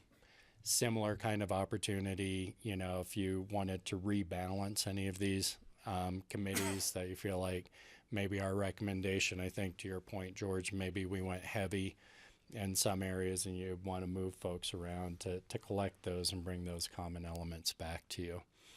I think the third point would be to talk a little bit about some of the process opportunities if we do go with a larger group, and I'd invite Miles from our team to maybe talk a little bit, not about the set process, but just tools that are in the toolbox to use there. One other quick thing, Miles. Yeah. Just one other thing I think at least would be helpful for me, I think for the rest of the board, is if we can identify those community members who have participated in the processes before, whether it be the master plan or the EA. So if you look, I think in your packet there's the matrix of all the applicants, and each one for each group has that, whether or not they have airport experience. Well, I think what George is saying is in the past, the board has selected advisory groups. And So we I have think committee, you're I'm sure we looking have particularly- applicants here who have served, so it'd be nice to note who they are. Had them asterisk on the side. Yeah, We could do that. yeah, Got it already. okay. George, that's a really good point, and I think regardless of what the board's decision is, the philosophy we've been taking to this is that if someone wants to commit their energy to this process, we're going to find a place at the table for them, whether it's something like an alternate structure, if you decide to go with a smaller group, and identify those areas where there is overlap, and that you could have an alternate and a main rep, that if one person couldn't make it, the other person could. So for all of the different meeting structures, there's a bunch of different, strategies that you can use to manage those groups. And for the larger groups, there's a lot of ways that you're going to need to give all of those voices, especially the minority opinions, a place at the table. So you could be doing things like creating breakout groups, and that steering committee structure is another important concept where if you have group leadership, the pilot, co-pilot, navigator idea, that way you're not only integrating the group itself, but also all four of your working groups and the steering committee. So there's a lot of different tactics to use. As we're talking about optimal sizes of groups, I'd love to hear and love you to elaborate what you're thinking in terms of sizes now. Yeah, that's a great point. And when we started this process, we were looking at working groups of about 10 to 15 representatives, and that's 10 to 15 representatives that would be in the room for these meetings. And then the Airport Vision Committee, I think we were looking at about 20 to 25. And with what we're looking at in the applications, there are a lot of retirees who have the time to commit to this process. We also saw in the applications lots of travel. So one thing we, I think, need to be conscious of is skewing on one side or the other, where you come up with a structure where you have too many people in the room and you really need to facilitate that very carefully with breakout groups and different strategies and a very strong governance structure. Otherwise, we don't want to be in a position where we've got a group structure that's so small that because of vacations and just other life schedules that people can't participate, and you've got a work group that really doesn't have the critical mass to go as deep as we would like to. And the reality of this project is it's a complex project. And regardless, we're going to need to go deep on some of these issues with the group structure that is ultimately decided. So how we facilitate these groups and the content that we're digging into is really going to dictate what structure we use for those meetings, in terms of if there's, steering committees that we create where they've got some leadership in the groups. Also, to be able to dive into some of these complex topics, we're going to need to go into maybe some smaller group sessions where there's an ownership and then reporting out to the rest of the broader group. So there's ways that we will be able to get people who may just by personality or opinion not have quite as loud of a voice as others to integrate them into this process. So the other thing I note, so here we had 35 total applicants that we're recommending for the visioning committee.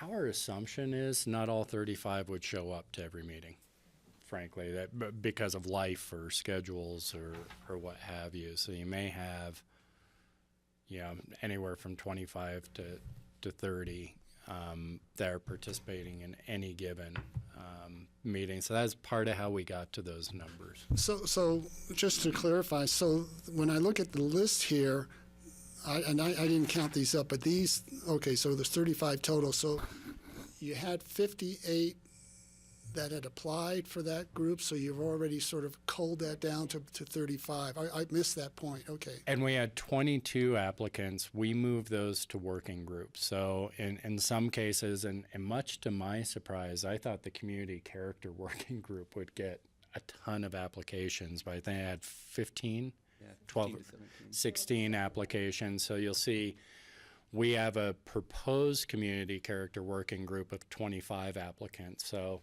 we moved folks who had applied for the visioning committee to the community character working group, and we did that based on what their expressed interest was in some cases, conversations with those folks in some cases, or just trying to balance out some of those others. So I'm sorry, Patty, but so regardless, we're already culling the list down from 116, so we're not taking everybody that's applied.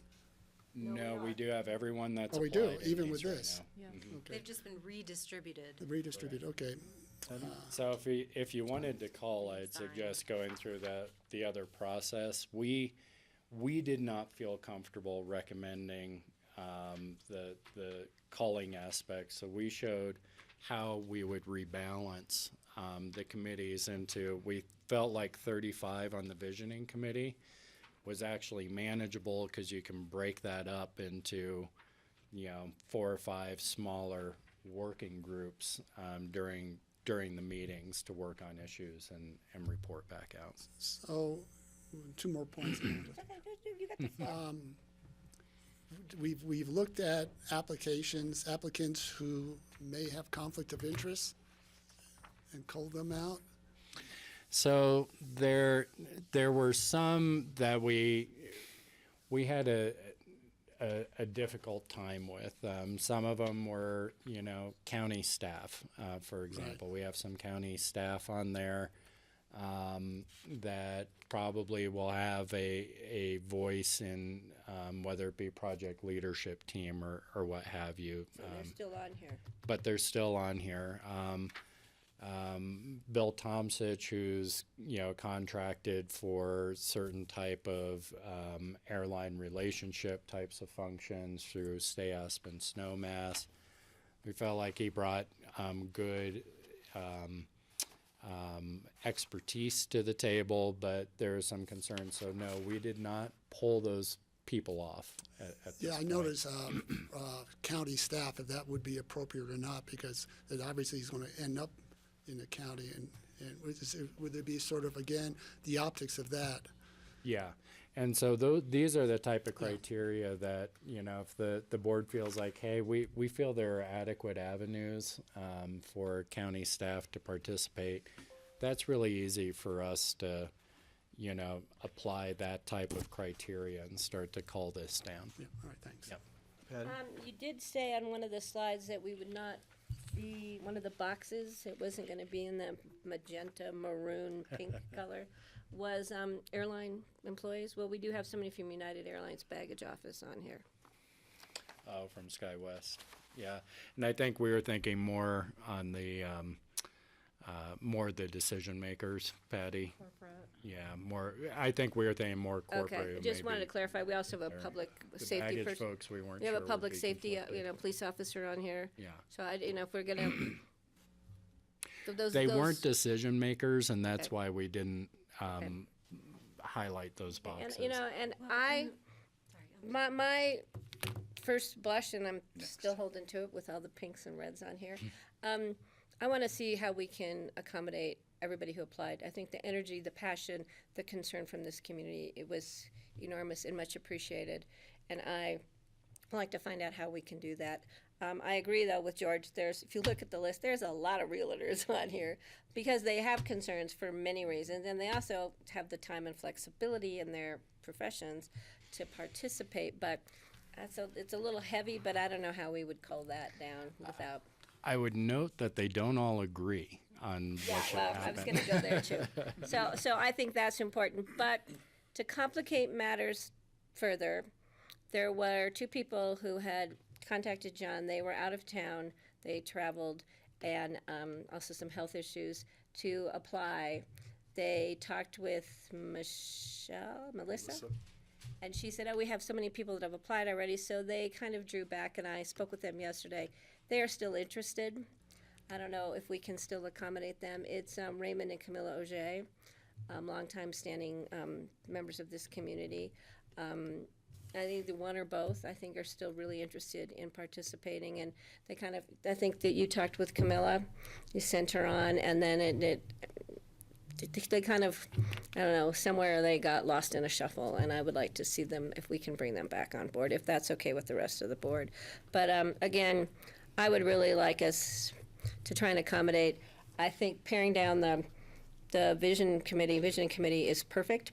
I think that's a committee, and there's people who can be involved in these other groups. I'm just really amazed at the response from the community. I want to thank everybody for the community members. There's just such a really broad cross-section of people, so many people that if I was to put a little asterisk for everybody I know and have worked with in here, it's huge. And, I know them personally, I know them professionally, and again, I'm really impressed. And then really quick, on another note, I want to make sure I don't forget this. As part of these discussions, especially maybe community character working group, the issue of capacity, the word capacity keeps coming up to me and talking with people in the community. What is our capacity? How is that going to affect anything we do at the airport? So I think that's something that needs to be brought into the discussion. How we define that, how we use that word, but people are concerned about capacity issues with whatever happens in any parameter of the airport. And Patty, can I clarify, because capacity could end up being a technical issue, like capacity of our airspace at the airport, or it can be like do we have a carrying capacity? More in the carrying community, capacity of the bigger- community, thank you. Which is a harder one. People are concerned about what happens when, just for an example, we have 3 major airlines with 3 major new big planes come in at the same time, deplane 300 people at the same time. How do we accommodate that? Not just within our terminal capacity or, our gates, but bringing them out into the community. What happens when they all hit the front of our driveway space, our parking lot space, our rental car space? I think that needs to be a point that's not forgotten in any of this discussion. Absolutely.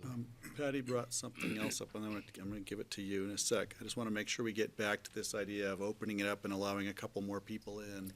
If we do that, are we going to feel obligated to open it back up?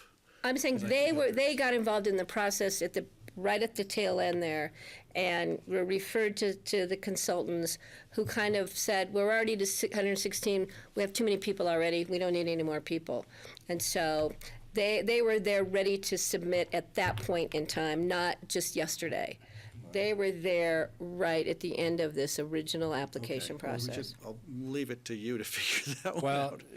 we'll probably need some, because we did have some There's some folks others. we had extended for a week, and so I think there is going to be a question. Do we open that up again? I think you could keep it from opening the door wide open, because we didn't have anybody else who came in under the same parameters as they did, who called right away, who said, we were out, blah, blah, blah. Is that We just think we those have two? about 6 folks who called right towards the cutoff, basically. There are others. Did they actually call and speak with you, and they went to Yeah. the consultants and were told no? But it was after the cutoff date. Yeah, so they're okay. I just said I would bring it up. They're okay, and they understand if We they're will not find included. opportunities for them to. Well, and I'll let them know that Yeah. this won't be the end of the discussion, but I just told them I would bring it up. And great, thank you for clarifying that. Kelly, Thank you. I think to follow up on Patty's point, I think her topic would be a great one for the visioning committee, because that is the 30,000 sort of view question. I do want to be a little bit cautious about the conflict of interest question with staff, because the application did ask for occupation, which I don't want to assume means that's the lens they would be coming to this participation from. So we may want to be thoughtful if we need to vet that further, if we decide to exclude anybody. And then I guess just looking at some of these working groups, thinking about the feasibility of managing them, is it fair to assume that some of these will probably break down even a little further? Like, to me, the technical working group, that seems ripe to break down even further along kind of areas of expertise and interest, and facilitating discussions along that. And, on that line, I wonder if that is the case, or if that's the case with all of these groups, if that means they could absorb maybe a little more capacity in numbers, and still be effective, if we don't think 35 for a visioning committee maybe is effective. And having facilitated hundreds of these types of meetings, from small groups of a dozen people to larger groups of 50, 100 plus, having an issue-focused problem-solving team that you create within a group is definitely one of the strategies where, taking the technical working group example, if mobility outside of the airport, transit integration becomes a hot topic there, we could solve that by having an issue-focused team just to address that problem, and they can go back, develop some recommendations that they report out to the broader working group that then can be integrated on up to the Airport Vision Committee. So those types of strategies are very effective. This is overall a lot. This is a lot of people managed right now, though, in the committees. We feel like it's pretty maximized. George? Yeah, so back to my earlier point in terms of duplication. So you've got 35 people that we've identified for the Vision Committee. Quickly, I note that 7 are realtors or in a real estate business. Quite a bit. I mean, that's a huge percentage. 5 are architects. 2 are from the same caucus. So there's opportunities to make this a more manageable group, and maybe some of these people could be moved to another group, like the 2 caucus members, one on one committee, one on the other committee. But I think we need to work on this a little bit better at this point. I wanted to follow up just on what George said there.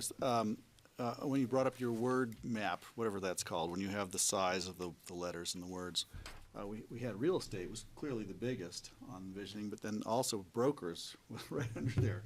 And so the distinguishment between realtors and brokers, it may mean they're even more than we anticipated. Real estate brokers beneath there, I don't know, maybe not managers so much, but I couldn't help but notice real estate and broker as well. So they're pretty well represented, and I take George's point. Well, maybe what would be helpful is, if you've got some ideas around either guidelines and/or we have a process where you guys make some recommendations and we try and consolidate them for the next work session, and we can try and balance out a little bit more. Some of it just has to do with the pool of applicants too, that we've got a lot more folks in that industry who have applied and are interested. Yeah, and on that note, I just, as we were speaking, went through on the visioning group and starred people who I think had a broader representation. I haven't counted them up yet. And then question marked some people that may have the conflicts with the memberships of, where they come from. But I think that would, like you said, it'd be helpful for the board to do that and then cross-reference and say, oh, well, this is simple. We've got 25 people here. The board all agreed on either 4 to 5. Or, just see how, so I think that's the only way we can't sit here and go through, and we're not going to. Well, Is that? Yeah, and I think we can bring that process back. I'm also just trying to figure, I've heard 2 board members weigh in on staying broad. I've heard 1 board member weigh in on there may be benefit to narrowing more, and there are 2 board members I'm not exactly sure where you guys stand. Good luck on that one. So I just want to bring it thank back you. and make sure we're getting that. I wanted to wait for everyone to weigh in before I did, and so Kelly, if you have something. This is part of my hazing here. Yeah, you're the new kid on the block,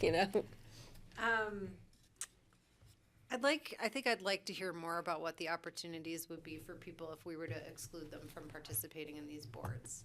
So that to me is just a little bit of a hole.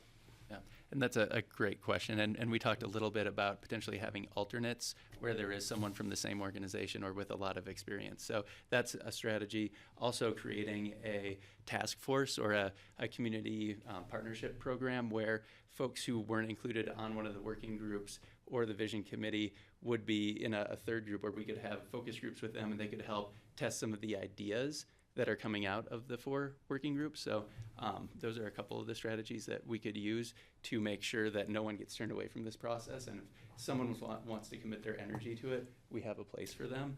So you're actually like creating another working group, but it's just more of a feeling out the other groups, but to move it forward to the visioning group. So we actually would be creating a 5th. Yeah, it'd almost be like a filter group before we went back to the general public meetings that would test some of those ideas and give us some anticipation, really, of the types of questions maybe we weren't ready for. We think the visioning committees and working groups are going to do a pretty good job of that, just because of the broad-based representation. Kelly But if you comfortable narrow with this? it, Yeah. there's value in having that extra layer of vetting before you go out to the general. I got Board of Adjustment, Board Kelly, of I wanted Appeals. to go back. Does that answer your question? Because I had the similar question. Sure. I want to start as broad as possible, but I realize the need to narrow it down. And this may be a way to do that. Great suggestion. I think And that keep everybody on board.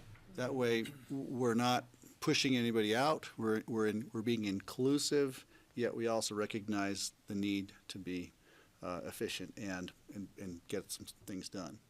And we should also note that all of these meetings will be open to the public. So it's not just open to working and advisory group members, but if someone from the public wants to attend, they'll be able to attend and listen, and we'll have a public comment portion at the end of the meeting where they'll be able to speak. So we'll never turn anyone away who wants to attend. And those meetings will all be posted on the website, so people can just go to the website schedule. Correct. Does that help in terms of the validation? You wanna describe Yeah, that? and to look at the schedule here, Between all of these advisory group meetings, we have an alternating month of community-wide validation, which is really just saying the concepts that will be discussed with the advisory groups, we're going to take community-wide and share them and give, whether it's an online survey, a public meeting, a pop-up event, there's going to be opportunities for the rest of the community to come in and get involved too. So these advisory groups are an important piece of the strategy, but they're not a standalone effort by any means. Steve? I like the idea of finding a slot for everybody somehow. Whether some people might be alternates, I don't know if it's gonna come down to, if you have 15 members, if they're gonna be voting at the end up or down these different things, but if having people possibly as alternates, breaking up some of the things into two committees, for instance, the technical working group, you have people who are experts on ground transportation, and they should probably be focused just on ground transportation. They don't have to worry about airspace kind of studies necessarily. So that would be one way to create up front a couple of subcommittees where it's appropriate, and that's the only one I can think of is sort of the airport operation, airspace kind of group, and then the ground transportation group are really two different levels of expertise and experience. Also having the group, the other group that we're talking about possibly creating, would give people a place that then they could feel like they have their opportunity to give their two bits into the process. Which group specifically? Subgroup? The filter group. Yeah, the filter group. And I didn't check that at the group. I was kind of, saying that's what I thought the role would be. But it made sense to me. And maybe it would be that these people who would be partly eliminated from being on one of the working groups would have some opportunity along the process to speak to the group they wanted to be on and give their advice on and their ideas on what they want. Whether maybe they're not on the official committee, but if they have an official opportunity to give their viewpoint at some point in time, I think that would satisfy a lot of people that they're feeling like they're not being neglected, their words being heard. So Steve, am I understanding you correctly that you may be more open to narrowing down the visioning committee? If we decide to narrow it down, and I see George's viewpoint, and definitely, that was a concern of mine. You get too big of a group, and everybody's kind of lost in the big group, and you maybe lose some of the focus, perhaps. So if we do narrow it down, I think there's ways we can do it to still include everybody somewhere along the line in some capacity. They're maybe not necessarily one of the chosen ones to be on one of our four main committees. So you'll come back to us with recommendations on? No, I think what we would do is, in this case, we'd go back to the option of creating a matrix for you. You guys have our recommendations, and you can use that as a starting point, but basically give each of you a tool, whether it be an Excel spreadsheet or yeah, I know, I was looking at you exactly when I said that, by the way, or a paper form. I can help you, Pat. And have, but she may fill yours in then, you gotta be careful. Don't tell her that. But have you guys fill in the names for the committees, and then it's a really quick analysis for us to go through, and basically what we would bring back is a recommendation based on where you had the most overlap to the least overlap amongst you. What I think would Does work that make better, does that make easier, sense? is to give us the clean slate, the ones that you've already given us to us with a scoring graph.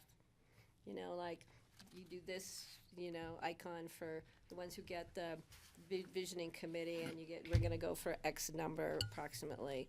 And then, so we don't have to be shifting names around, we can just go through the list as it is now and say, these people should stay on this committee, they should be moved maybe from this committee to that committee. We'll talk about it, I'll figure out a system for Well, you. we could do it either way. We thought we'd give you a blanker slate to All right, work I'll with. go through my way and you can incorporate it into your way. But again, just to help us, if we can asterisk those who have served on past committees. Yeah, Yeah, and I think what we'd look at, just to be clear, because we could go back a long ways, but I think we'd look back at the airport master plan process that we went through Yeah. as our most recent, and we also had the architectural standards where you had a committee appointed. So I think if we looked at those two committees, we could Yeah. cross-reference those pretty we quickly. don't have to go back to the get-go. Oh, and the EA, I'm sorry, the EA is The what I EA, meant to right. say, and the architectural Yeah. standards. Steve- Thank you, Jeff. Steve has a, On your attachment one, where you broke it up into, assigning names to the different committees, there are three of them who they're recommended for the committee doesn't mesh with the list that they're on. And I wanted to make sure that doesn't get carried forward, that we do have the people in this initial breakdown. And so on the Airport Experience Working Group, Dick Arnold is listed on there under the Visioning Committee. He applied for the Visioning Committee. He was recommended for the Visioning Committee. He's on the Airport Experience Working Group list. But he's not in mine, he's on the visioning committee. there's a newer one than that. So we just need to clarify what's he recommended for. Also, Brian Paul is the exact same The airport thing. visioning committee on both. He's recommended for the Visioning Committee. He's on the working group, the Airport Experience Group Let's just list. clean it up, is what And we're then after. Terry Kane is recommended for the Airport Experience Working Group, and she's on the list for the community character. And so, just to make sure those people on this initial take are in where we intend them to be. If I could, I'd like to go back to 30,000 feet. And I've heard, one, that we want to be inclusive, two, that we're going to need to whittle this down. But the other things I've heard that are interesting and certainly topics of discussion that I'd like to bring forward again at some point is this idea of carrying capacity. That's the big elephant in the room that concerns a lot of people in the community. We're going to have to revisit that, and we will. The other one is I keep coming back to the financial plans on this, on your timetable, and I see we've got a financial planning group, but I don't know who any of them are. I know some of the criteria of that financial planning group are going to be, how do we get enough car rentals to pay for the operation, and can we, what's our budget going to be based on rent parking spaces, all these important things that make an airport work as a business. But I think a lot of that might be driven by policy that this body sets. And it's very important to the community. We can make more money with 1,000 parking lot spaces, but I know that was not going to fly, for instance. Who knows what the criteria will be. But I want to make sure that the oversight of the financial planning group is just as transparent and available to everyone, certainly on this body, if not the working groups as well. And I don't see how that fits in quite yet. So maybe that's a future discussion, but I want to make sure we don't ignore that going forward. Heavily woven into the process. And really, the benchmark is off your number of employments. There's a lot of industry formulas based on what type of airport you are that get you in the ballpark. Then you hit it with a local tuning fork. But Really, from the financial perspective, what can be done should inform what should be done. At the beginning, it's going to be about kind of the dreams, aspirations, concerns. Then we introduce more towards probably the middle of the process by the time we've had some time to really work through, okay, well, if you want to, cut rental car fleets and do this, here's what happens to the revenues. Here's how it affects what can be done. How does that start to inform what should be done? And so there will be that iterative process. I think that's kind of where you were going at the beginning. Sure. Kelly. So there will be that. The carrying capacity question, I think that's really a community character question. Carrying capacity from a biological definition, I don't think really applies here. Don't want to go there. Yeah. I think what we're really talking about is a values-based question of what do we want to be and how does our infrastructure contribute to that? Are we responding to growth that's already happening? Is it a tool to kind of, put the spigot on? But carrying capacity, I think the growth that would be, allowed under the biological definition of carrying capacity is not where That's not it. the community's values are at. Right. And so I think that's in particular why we created a community character working group that would kind of wrestle with some of those questions about how does this fit into what we want to be 30 years from now. Right, great. Thanks for elaborating on that. Looking forward to seeing both of those. Well, the one thing that we need to, that I didn't hear you mention is that fifth group of sorts, the filter group. The group where, I think that's not a bad idea to create a group that then looks at what the other, gives people some level of involvement. And I'm actually thinking it doesn't actually have to be a fifth group. It could be a series of focus groups throughout the year. Correct. Yeah, well, some way to incorporate people that, But not just a specific Yeah, group. It could be a focus group here, a focus group over there. My sense of how it would work is if we had these folks who we'd use as focus groups, we could call them at any time. Maybe the airport experience working group wants to test an idea, and we could call a focus group together and use those applicants as a pool. Maybe we've got 15 of them out there. Maybe 7 or 10 can show up for a focus group, and they get some information ahead of time, and they have an opportunity to participate in the process and show up. That would be one opportunity. Another opportunity is what I was kind of throwing out there on the fly, which is, before we go out to the public process, maybe we invite the focus group to get this information a little bit ahead of time, help us understand what kind of questions and concerns they have that we may need to be prepared to address for the broader public, just in case there's something we didn't think of. It happens. That'd be another opportunity for the focus kind of group. So they'd really be, I think, a pool of folks that we would call together as needed and call together ahead of public process to kind of do some filtering for us. And Could be I'm lots looking of at the uses, team actually. here since we're doing this at the Diaz, but I think that's kind of how you'd anticipate using those And they folks. also may provide the opportunity for your concerns, Patty, or for people who sort of came in late or are interested in we participating. could loop them in. There's an opportunity to plug them in. Yeah, and All what six. we've termed that a community task force and other efforts where you've got this other group that can really be parachuted in to serve as focus group and provide some insight there or test ideas, and it's a really adaptable and flexible structure that can be put around a group like that too, that can provide value in a lot of different forums. And it can provide value at the smaller groups and then also provide value to the overall visioning group. So- It could be used anywhere along the way from start to finish. It sounds like, and I throw this out there for the board, because you're, I think, still struggling with what the groups might look like given the various sizes and such. And I think if we did the matrix, whether it be a scoring I'll figure it matrix out. or, seeing where you guys have the most overlap, what we could do is bring back 2 examples for you. We had thrown out a committee size originally for the visioning committee and the working groups of, I think, 20 to 25 on the visioning and 10 to 15 on the working groups. So we could bring back, based on your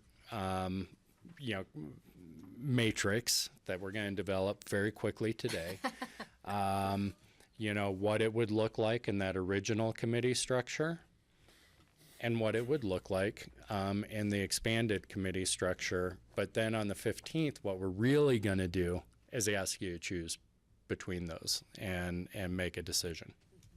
Does that Does that Sounds seem like a process that would help you sort this out? Yeah, now the bigger question is who's the pilot, who's the co-pilot, and who's the navigator? That's our Yeah. second question. Let's get So to Let that- me move on to that. Thank you, John, because really the next place I was going was, okay, I have some criteria of like which of these boxes should each of these committees like fill in, but I think we need some more criteria, honestly, to review all of these applications. And I think what George offered with what other committees they've served on, we haven't sort of assessed if that is a plus or a minus for that applicant. And should we be targeting people who have an occupation that maybe focuses them more on a tourism experience for the airport experience working group, or is that sort of those should show up in all committees? Kind of So subjective. those are just some questions for me about if, like, I'm happy to go through all of these and assign scores, but I'm a little unclear as to more than one or two approaches to doing that. I think, and you're getting exactly to the question where we finally said, these are all interested community members that are bringing a diversity of opinions to the table. And I think that's where we landed on, let's give everyone an opportunity to play. We needed to narrow down the visioning committee because 58 was too many, and that we weren't going to ever probably get to real decision making in the time frame that we talked about, because the criteria is really should be centered not on technical aspects. You're going to have plenty of support on the technical aspects of this. It's really, is this a cross section that is representative of the community? And that becomes a really subjective. There's not a lot of objective criteria, and so the objective criteria we tried to apply were locational. That was pretty easy, making sure that we had caucus representation, particularly in the caucuses that we know are concerned about future airport development, and then making sure that at least all of the stakeholder boxes that didn't have another way to participate because they are a regulatory agency or such were represented on at least one or all of the committees, because we didn't know what criteria to use other than that, and so we may not be able to help you a whole lot with that one. Sorry. Maybe a way to do this is what you had suggested originally. If each of us look through each of these groups, committees, and for the visioning committee, we pick 25, the top 25, and just see where we land, because there's going to be some differences, obviously. And then for the other committees, we pick the top 15, and sort of see where we're at.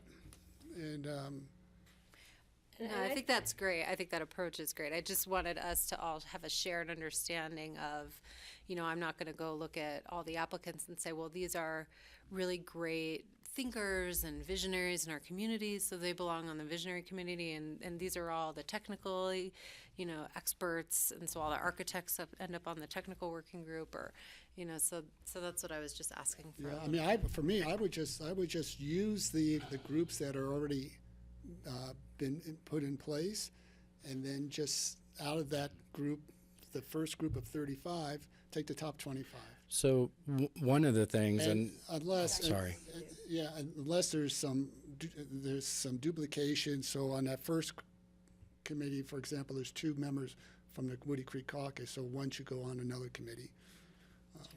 And as far as the previous experiences with our other airport committees, pluses or minuses, I think it's a plus because they've shown dedication, commitment, and knowledge and understanding, and I think that should be part of this next discussion myself. So this is going to be a pretty quick turnaround for us and for you guys. And, I think it's really the reason we're reaching out to the community, it's really about their passions, right? It's more about the passions, the technical aspects of developing the airport or something that we can hire out, we can, engineer and those sorts of things, we can figure out through both legal and FAA staff. But the passions of the community, what do we want it to be for the next 30 years, are really where these groups are going to add value, I think, to this board and to our process. So for you guys to understand, I think a lot of the folks, a lot of the names here, and you understand that they're representing different interests and passions in the community, and to the degree that you can help us balance those out so that the recommendations that come out of these groups are credible with you, that okay, we understand that we had different kind of values and passions from the community represented, and we understand the voice that these committees are speaking to us with, and maybe not worry as much about whether they have the technical knowledge, because that is going to be really difficult to map. We tried. So to me, John, to summarize that, it's pretty simple. It's a community airport, and it's up to the community to help us determine the future. Correct. And because if it were an engineering, if it were a technical exercise, we can engineer this in, well, not a second, but we could engineer it a lot quicker than figuring out. Right, we need to know where to go before we figure out how to engineer anything. We need to figure out where the community wants this airport to be in the future. And that's why I think it's important to include these community members and the diverse nature of this membership. And I think George is simplifying it by saying, 25, 15, 15, and we may find some that are close, and we may have 18 instead of 15. And I think that gives us a place to aim for, a place to get to with some flexibility. Okay. And I think that's important.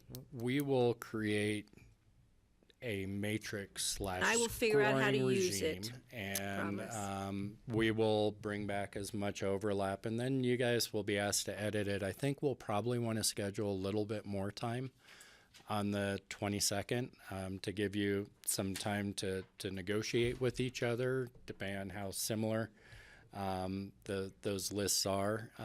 But you're going to need to edit them probably at the margins. And I think that's important. I think it's important for us to have a little more time then. I'd like to try and stay on that schedule, to be very selfish, because I'm leaving town on the 21st of February. And I want to make sure I'm not, On the, on the 22nd, right now, we're not due to start till 11:15. Right, so we've got time that we can, and That's the day I don't have to we be weren't out. sure, if the board's direction was to go with expanded, the 22nd was going to be a shorter discussion. It sounds like we're going to need more time to process, and that's fine. We've got time to do Well, that. and I think it's not so much, expanded, but still we're not changing the numbers quite as much. It's the makeup and the priorities of who we might want to move around in the scheme of things. And I think that's really important for us, and the fact that we're going to have the opportunity to do so is key. Well, it's really important to us that you guys do it, because ultimately, frankly, we're trying to give you something to edit, Right. which is what we're doing. But ultimately, these groups are advising the Board of County Commissioners. And so these are your advisory committees, not staff's advisory committees. So they need to be credible with you. But we've only gotten through question 1 of 2. Right, and we have an hour left of this discussion, so are we comfortable with question 1? Do you have enough direction? Yeah, I think moving we've got forward? a process that we're going to give you guys. We are going to ask for a quick turnaround on it, so we'll Next week's try a and get a busy week, matrix so the sooner we together. get it, because next week is a busy, at least for me, I'm pretty packed all week. But Okay, let's move on to 2. Probably already Does scored. anybody need a break for 5 Yeah. minutes? Or we wanna- Steve says yes? Okay. I wouldn't mind. 5-minute break, and we'll break? come 5 back minute, we'll come and back give in you some 5 and we'll- options on question Okay, 2. great, then we'll be going to question 2. Thank you. Okay. 5-minute break, grassroots. All right.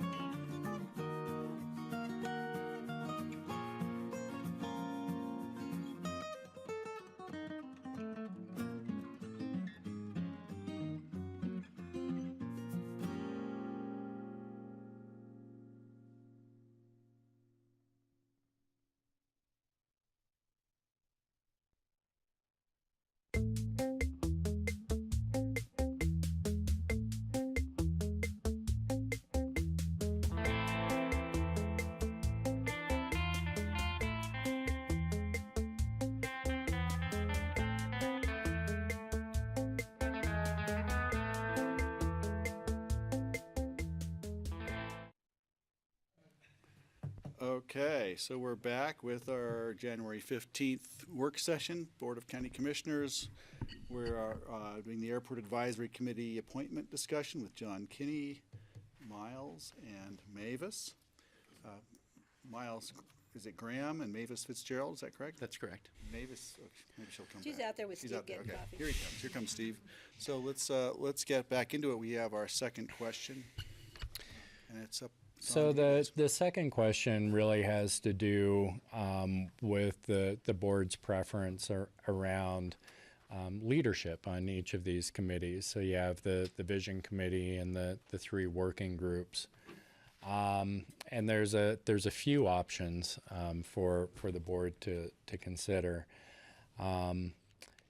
We believe that the committees, in order to really have ownership, probably would benefit by having their own internal kind of leadership, whether we termed it a pilot, co-pilot, and navigator.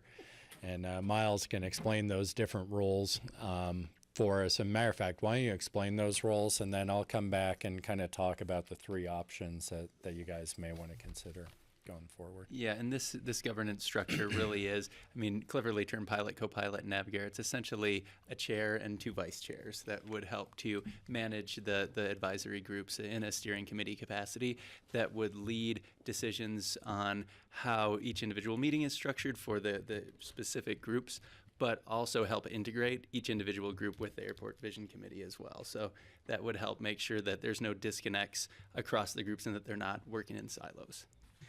In addition to what's not on here, we would anticipate having moderators for each of the group assigned from staff. Right now, what we're looking at is having Cindy Hubin moderate for the community character working group, particularly given her experience and expertise. Brian Pettit moderating for the airport experience group.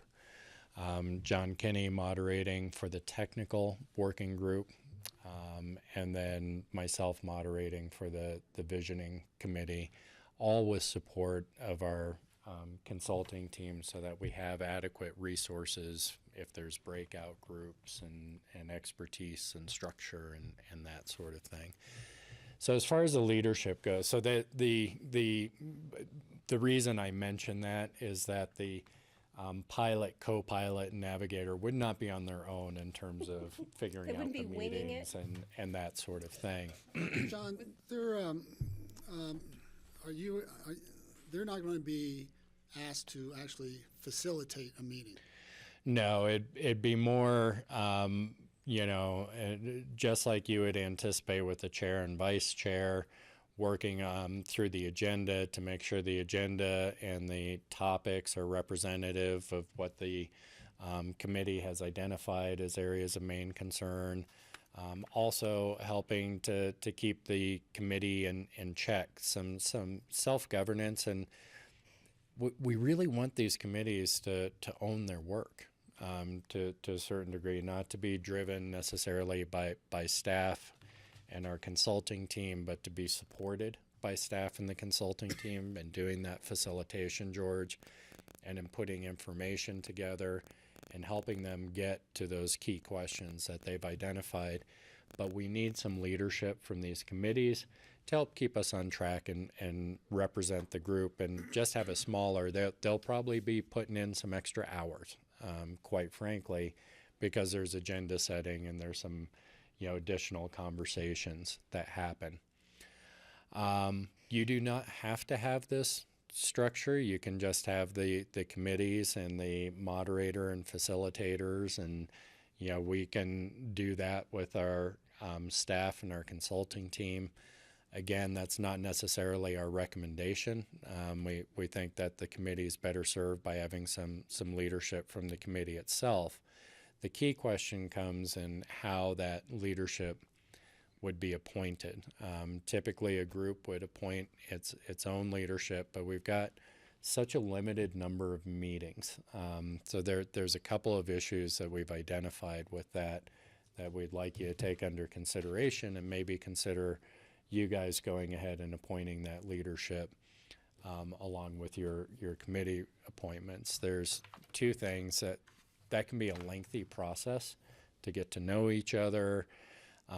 Presumably, you're going to be appointing committees that have pretty diverse views on them.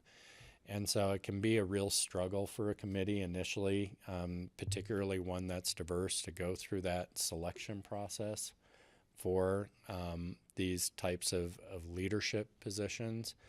And we'd be concerned that it eats up some of the limited time that these groups will have together, as well as potentially be divisive for the groups at the outset versus being team building.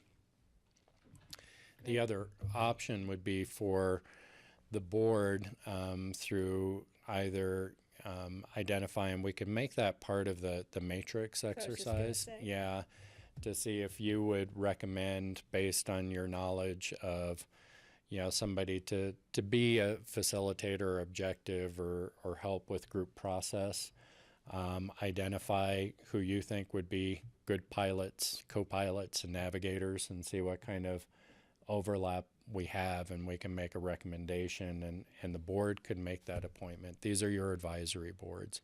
And it takes some of that responsibility and potential divisiveness out of the group then. So those are options for you guys to consider. That's what I was gonna say. I think we should look at these three positions and put it down as part of our decision-making process.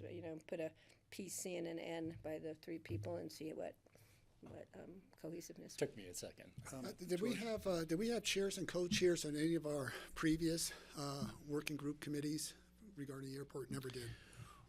We didn't, and we're being sensitive, George. I think one of the things that we heard coming out of the EA process, as we kind of did debriefs on what worked and what didn't work at kind of our plus delta exercises with the EA advisory committee, is that they felt that the committee didn't always feel like they had a structure to bring their own concerns forward. So we wanted to provide some structure so that there is some leadership or representation that we were working with and setting agendas and that sort of thing to help address that concern. But you're exactly right. We have not had that in the past. And so that was just part of our, I think, assessment of what worked well and maybe what we could improve on going forward. And then the last question is, do you think we need three people, or just a chair and a vice chair would be adequate? I guess I pose that to the board as well. The only reason I think we had three is that, again, we weren't sure attendance-wise whether you'd always have folks, but yeah, it could be two, it could be one. As a practical matter. A chair and the chair can't make it, you have a vice chair. Yeah. Would they be working with staff and with our consultants in terms of setting up the agenda ahead of time and then being able to be sort of a liaison between the other committees in terms of communication? Yeah, okay. Yeah, I could go with just two. Yeah, okay. Question regarding our staff involvement. Say you talk about if a divisive issue comes up, do we see our staff moderator helping navigate that? Is that's the point? Absolutely. Along with our public relations team, and that's really about facilitating the discussion. Thank you. Okay. It's something that all of us, whether it be Brian, Cindy, myself, or John, have all been in those meetings where there's divergent viewpoints, and you need to set a more objective process to work through them. That would be our role. So our pilots and co-pilots need not necessarily be experienced in that sort of, it'd be nice, but it would be nice, but it would not be fair, I think, to put that responsibility on a volunteer board member. Thank you. Yeah. Okay. What's next? Well, we need to have direction from everybody else. You want to have two or three? Is that the question? So No, Patty and- threw out an idea, I think based on the matrix, that what if we did, I think it's turned into a P and C Yeah, see, now. I think A two's pilot fine. and co-pilot designation as you're going through and doing your matrix. and seeing what kind of overlap we have there, and we can bring back a recommendation based on that. That's a starting point. Your other option is to let the groups select their own. But again, I think in most cases, if this were an ongoing standing group or a much smaller group, I'd recommend that. It's really difficult with the size groups and Yeah, the this takes smaller the ones. politics out of it. Yeah, They're exactly. there just to be able to. That's exactly what I we're see thinking. yard signs going up. Do we have we ready to I don't know. talk I guess about I it some just more? feel like if their defined role is very limited to setting and emailing out an agenda and, holding a meeting to time, that's fine for me. But, I also think, letting them select gives a very clear signal that we do want them to have ownership over the work of their committee, and they are going to decide like who their leadership is and who they kind of entrust those responsibilities to as well. Should we add an extra meeting for them to put that together? Well, I don't know if it's just something, all of their resumes are now public record. If it's something we just facilitate, you're in this, we've assigned you to this group, thank you for applying, here's all the rest of the members on your group, please start thinking about who, these are all, we don't just know them in the community, they all know each other too, many people do, and, I just think that these are talented people who can make this decision for themselves. That's a good point. I just think that this gets them off and running sooner than later, because it could take longer than just your first, your second. It could take the whole meeting. I mean, sometimes these groups. And we'd probably owe it to those folks if you do designate to have a conversation with them too, to make sure they're open to that. Would this be comfortable with you moving forward with X and Y? Okay, Steve? I suggest that we appoint a temporary moderator or pilot, co-pilot to run the first meeting, and one of their charges then would be, running some sort of a selection have it. process to pick their own, who they want to be the leader. So please pick me, because I ran These the people are meeting. not going to be running the meeting, Steve. Yeah. That's why we have our moderators and our facilitators. Or we just assign, have a county person be the leader for the first, I think the whole first meeting. Do our selections of who we think, and then we can say, this is our suggestion, who runs the meeting. Because that person might say, I'm not comfortable, I'd rather have Joe Smith do it. And I so- just want to, again, be clear, like if is their charge just, identifying what's on the agenda, which I assume they'll agree upon at the end of each meeting for the next meeting, and saying, okay, we have a half hour left to, Yeah, on kind of this calling the topic, meeting to and- order, keeping the meeting on track, but not, and then kind of letting the staff person help to facilitate, but having And somebody who's our helping to point manage person that we the- can also deal with. Fairness of the process, that, Yeah. to your concern earlier, that all voices are being heard, that there's a little bit of a check on us as moderators, making sure that there's some leadership from the committee to say, hey, I don't think we've heard enough from so-and-so yet. Moderator, can we, do that? So that they're going to have some responsibility or standing in the meetings. And, I don't really have a problem with Kelly's suggestion. If you had the first meeting, which is going to be sort of an introductory meeting anyway, and sort of set the stage, and then between the first meeting and the second meeting, you could say, is anyone interested in being a chair and co-chair? And these are your specific duties. So At the very first meeting. Well, clear. and Not another the very thing as first well meeting. this sort of came out of the discussion of were we going to have these larger groups, and we've already made the decision to narrow the groups down to smaller. So, do we even need these roles if we have 10 to 15 people with a professional facilitator group and a moderator? And that's another I'm just option. not sure we do. Maybe they decide that they will want that, but I I don't. think that's a good idea, Kelly. I think get them off and running with the first meeting, and then sort of see how they operate, how they want to operate. Give them that ownership, but I think it needs to be done at the first meeting, Not, okay, make a decision between first and second meeting. Let's just bring them together, introduce them and say, here's some ideas as to how we can facilitate and run these meetings. Would you guys be more comfortable if you had somebody who was kind of your chair and vice chair in the selection process? And these would be the duties, quote unquote. You know, you just give them some guidelines as to what those At the first meeting, Yeah, I'm but saying, then they wouldn't have to make a decision until, let's say, the second meeting. or they could make it at the first. In advance of the they- first meeting, they're gonna be doing Yeah, that. if they could. Can I check in with Miles? Looked like you wanted to. Yeah, probably just have some- for consideration, I mean, I think we can make either structure work. One function that these chairs and vice chairs do provide that's helpful for being a liaison between the groups, regardless of group size. It's helpful for integration of these groups to have a chairperson who can, be a liaison between all of these other groups and also kind of lead up the ambassadorship efforts with the broader community to be that, face and representative of the community. Sounds good to me. I would hope that the first meeting, they could figure this out. Because I don't want them to say at the second meeting, well, we haven't really figured it out yet. I want to get them so we can get them moving along. Yeah, I mean, I do think it'd be, again, helpful to like facilitate, even if it's just an email introduction, like these Yeah. are your fellow, this is your cohort. Please be thinking about, Who you might want to be in leadership in Yeah. this group. or Thank you. an ambassador, what that ambassador role might look like. And give them some outline as to what that means. Descriptions. We tee it up before the first meeting so they're ready to go, to hit the ground running, right? That's what we want. Okay. Yeah. So we don't need a matrix on our matrix for this matrix. We may do it anyway. No.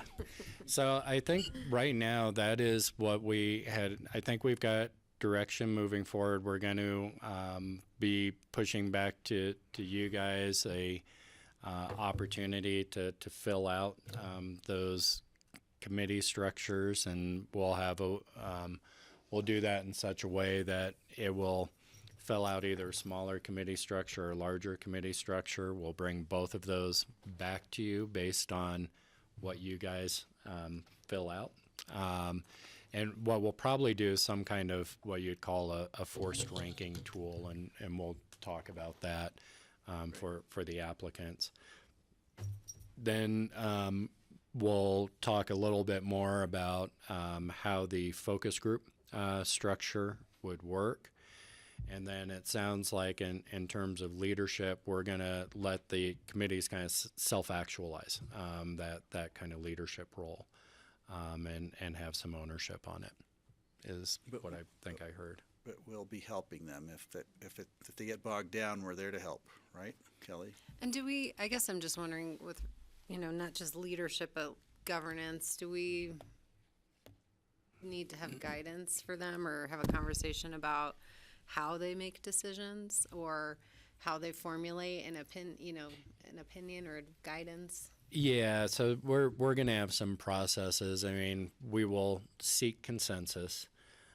Obviously, that is not always going to be the case, and so there's going to need to be some forced processes at some point around getting what can a majority or supermajority of the group live with, if you will, in terms of forming those recommendations. So there's lots of tools to help in those decision-making processes. I famously use DOTS, but I've been told dotocracy is not the only tool out there for these things. So we will, seek consensus first. And in the absence of consensus, we'll bring some of these other tools to the table. Yeah. And then we'll try and make those transparent to you guys as much as possible. Steve? On some of the issues, I think there's going to be a split. There's going to be a majority and there's going to be a minority, and they're going to be set in their viewpoints, and so we should have provision for a minority report to be filed with the majority report. And then it'd be up to us to consider the, up or down on the decision. Yeah, ultimately, all of these decisions are coming back to this body. This is going to be information to help inform your decision-making at the end of the day. I'm comfortable with it. Yeah, so, you may have covered this, I may miss it, but what sort of frequency, time frame are we looking at? How many meetings, how often? Yeah. about every other month in terms of the, so you're looking at 5 to 6 meetings and through December. And then in Maybe the, we can work with that. in the intervening months, then that would be when we're bringing back out to the public for those general discussions. So every month we'll have activity. We'd imagine that the working groups and visioning committees are probably every other month, with the intervening really being that public outreach.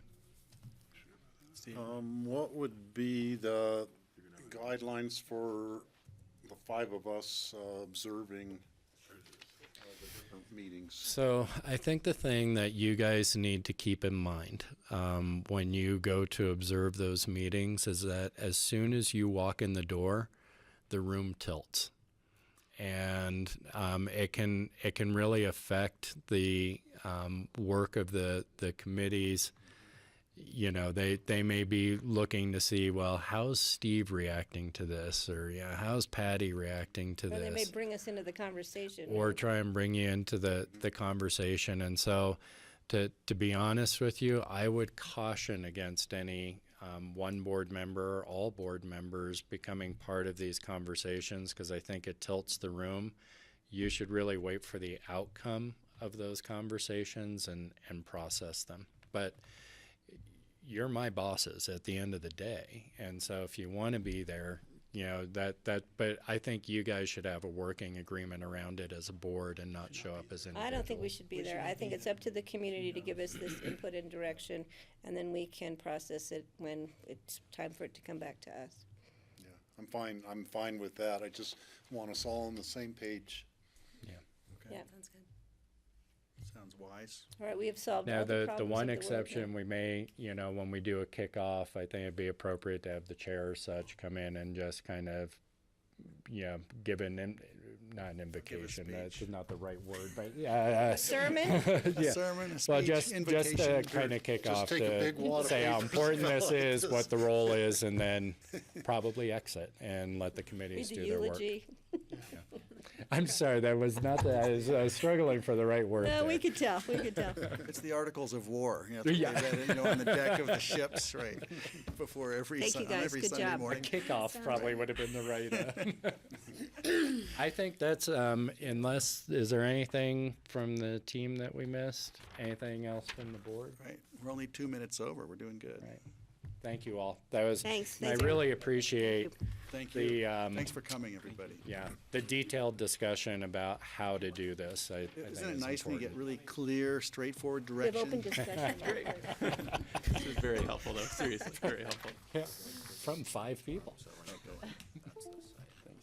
So Greg, are we gonna do open? Because I don't know. Do we still could do open discussion? Did future agendas change in the meantime? Would anything else pop up?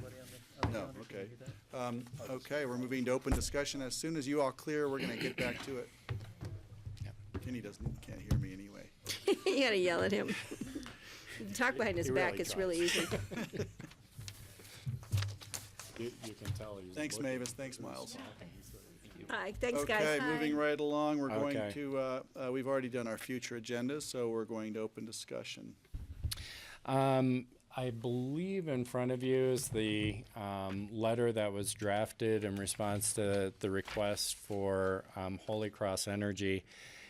Just so happens that Kara is sitting in a meeting with Holy Cross, and it looks like they are starting to look at broadband opportunities, and so there may be additional partnership opportunities. Wow. Kara just asked if the board would be comfortable adding an invitation for a discussion with Holy Cross Energy, with staff, with Picken County and Holy Cross, just so we can flesh out where they're going and make sure they have an understanding of where we're going. Can I just clarify, point of clarification on that?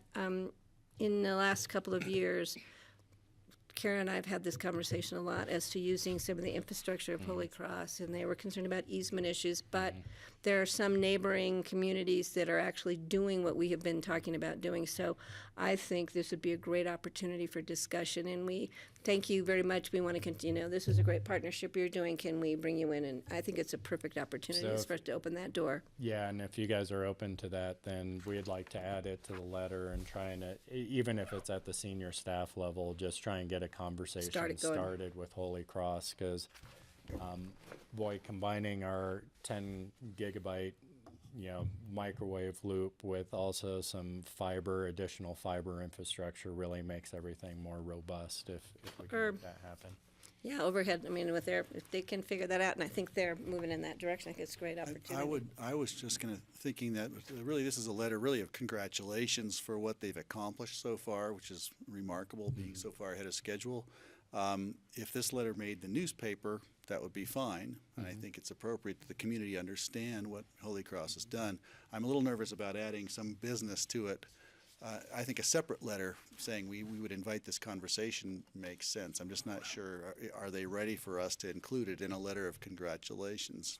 That kind of gives you the sense that it's happening. Well, I think we would make it just an invitation, just at the end that, we'd be excited for the opportunity to, discuss the broadband opportunities. Or other partnerships in the future.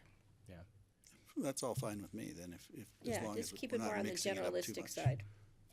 So I saw, I think, 3 head nods. You're good? Yeah, no, Yeah, can good. I just ask for a name correction?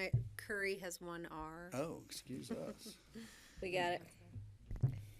No, Thank it's you. a lot And to it's say. Kelly with an IE. Lot of No, syllables. I'm kidding. It's a lot of names. We're happy to take a letter off of there.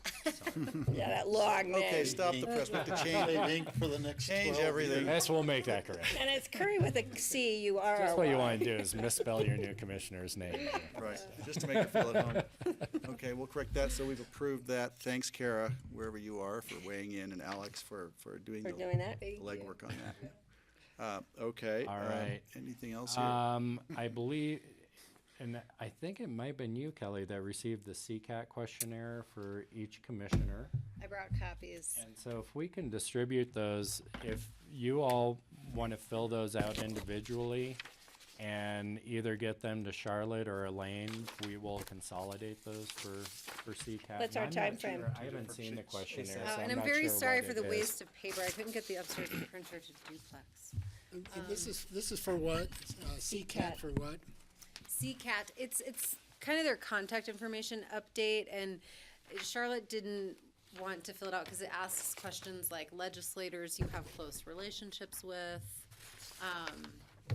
There also is a staff designee on here that I'm not sure, I know I wouldn't want to fill that out, so I don't know if John would want to. Yeah, we try will. that. Yeah, and that's Kara's going to be our first name on that list with Okay. her But legislative just some basic liaison. information. We'll just flip it back as soon as we can.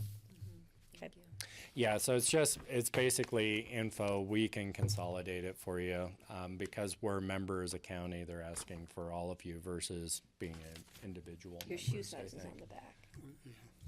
And tomorrow afternoon, we are having CCAT meeting in Denver at 5:30.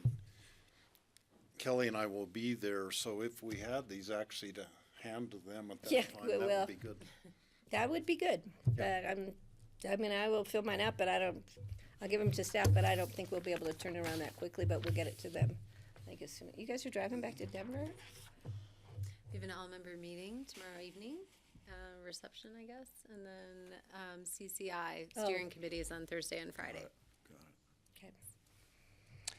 And just a fun thing, it showed up, I think, in USA Today and MSN. .com that Pickens County was ranked the #1 county for livability. All So, right. Really? Yeah, In the country? in the country. It's not necessarily good. That's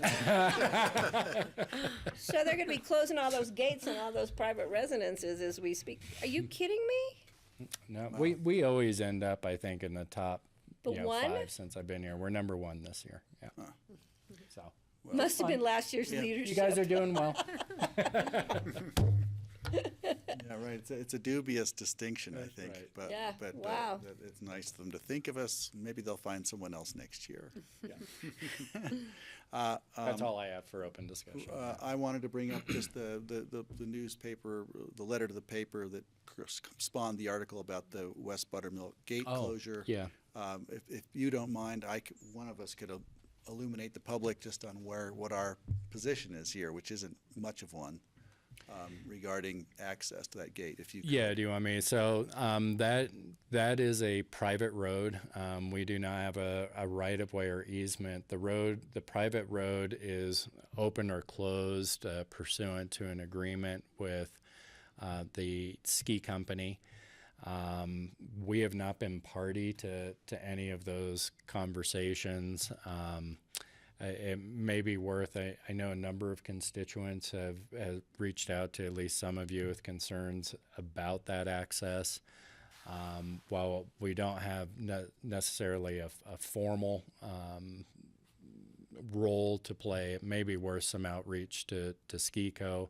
We can do that at the staff level, or if one of you is an elected would like to take that on, that may be a good place to start. Well, I think in the past, Jack Hatfield took that on. And That's was correct. able to negotiate something. I don't know how the issues have changed. I was totally unaware. I don't know when Jack did that. I don't know. And I wasn't here But- for We're it going to try to either. learn more about it. Well, so I think if Greg as chair would like to contact somebody at the ski company to see what the issues are and see, because it's really out of our purview. I have a meeting set up for Monday. Well, that's why I Well, said there Greg we should go. probably. Great. Okay. And we'll start there. Also reached out to the management group, just so we can get an idea of what was the problem that precipitated this. We can assume things, but we just want to know certainly what the issues are. And we're happy to try and produce what information, but we've got very little to hang our hats on right now from the staff. And perspective. I'll just have one thing real quick. John, you did receive a letter from Aspen Village. Yes. Just if anybody else hears about it, about some issues with those lots that they have that were part of the original subdivision. Yeah, so what it is, they have a number of Category 3 lots that have not been developed. They're looking at the possibility of those going to RO to help finance their wastewater. So I reached out to APSHA today to set up a meeting. It's not clear to me right now to whose benefit those deed restrictions run. If they're to APSHA or the county, that will determine the decision-making process and how those conversations move forward. Just so if you hear from anybody, then you know that it's in the works. And it was something Hear a where lot the about it letter, this fall. Yeah. you did. Well, door to So, door, and yeah. apparently the letter bounced back or something. There was I had a was contact today asking miscue. what happened with the letter. I didn't know about the letter, but it's now in the works, so we're good. Yep. That's all I had as far as open discussion. Looks like it. That's it then. Okay, that's it for open discussion. I think we're now Would you like a going to motion? ask for a motion. Thank you. I'll make a motion to go into executive session for the purposes of, Let's see, it's You have been an- amended. We have open space and trails property acquisition, CRS 24-6-4024A and B. Do we have a second? Second? We have to discuss this. All in favor? I Aye. Did you guys go into special meeting? called a special meeting You for the did go, purposes okay, of. thank you. Don't forget to put your Yeah, time right it's here. separate, so you Right, gotta go don't into forget to put your special time, meeting. because you'll forget it by the time we get upstairs. So, 5 minutes upstairs? I think See you upstairs? just called executive We just called session. executive. No, I just said I'm gonna amend it to include a special Oh, meeting. thank you. And we're all gonna be there. Big room if it's open? What, the big room? It'd be nice if it is, yeah. Should always get the big room. Because they're It- counties. It's open and there's, well, they had a big meeting up there today. I don't know if it's still. Authority, it's over like 6 issues.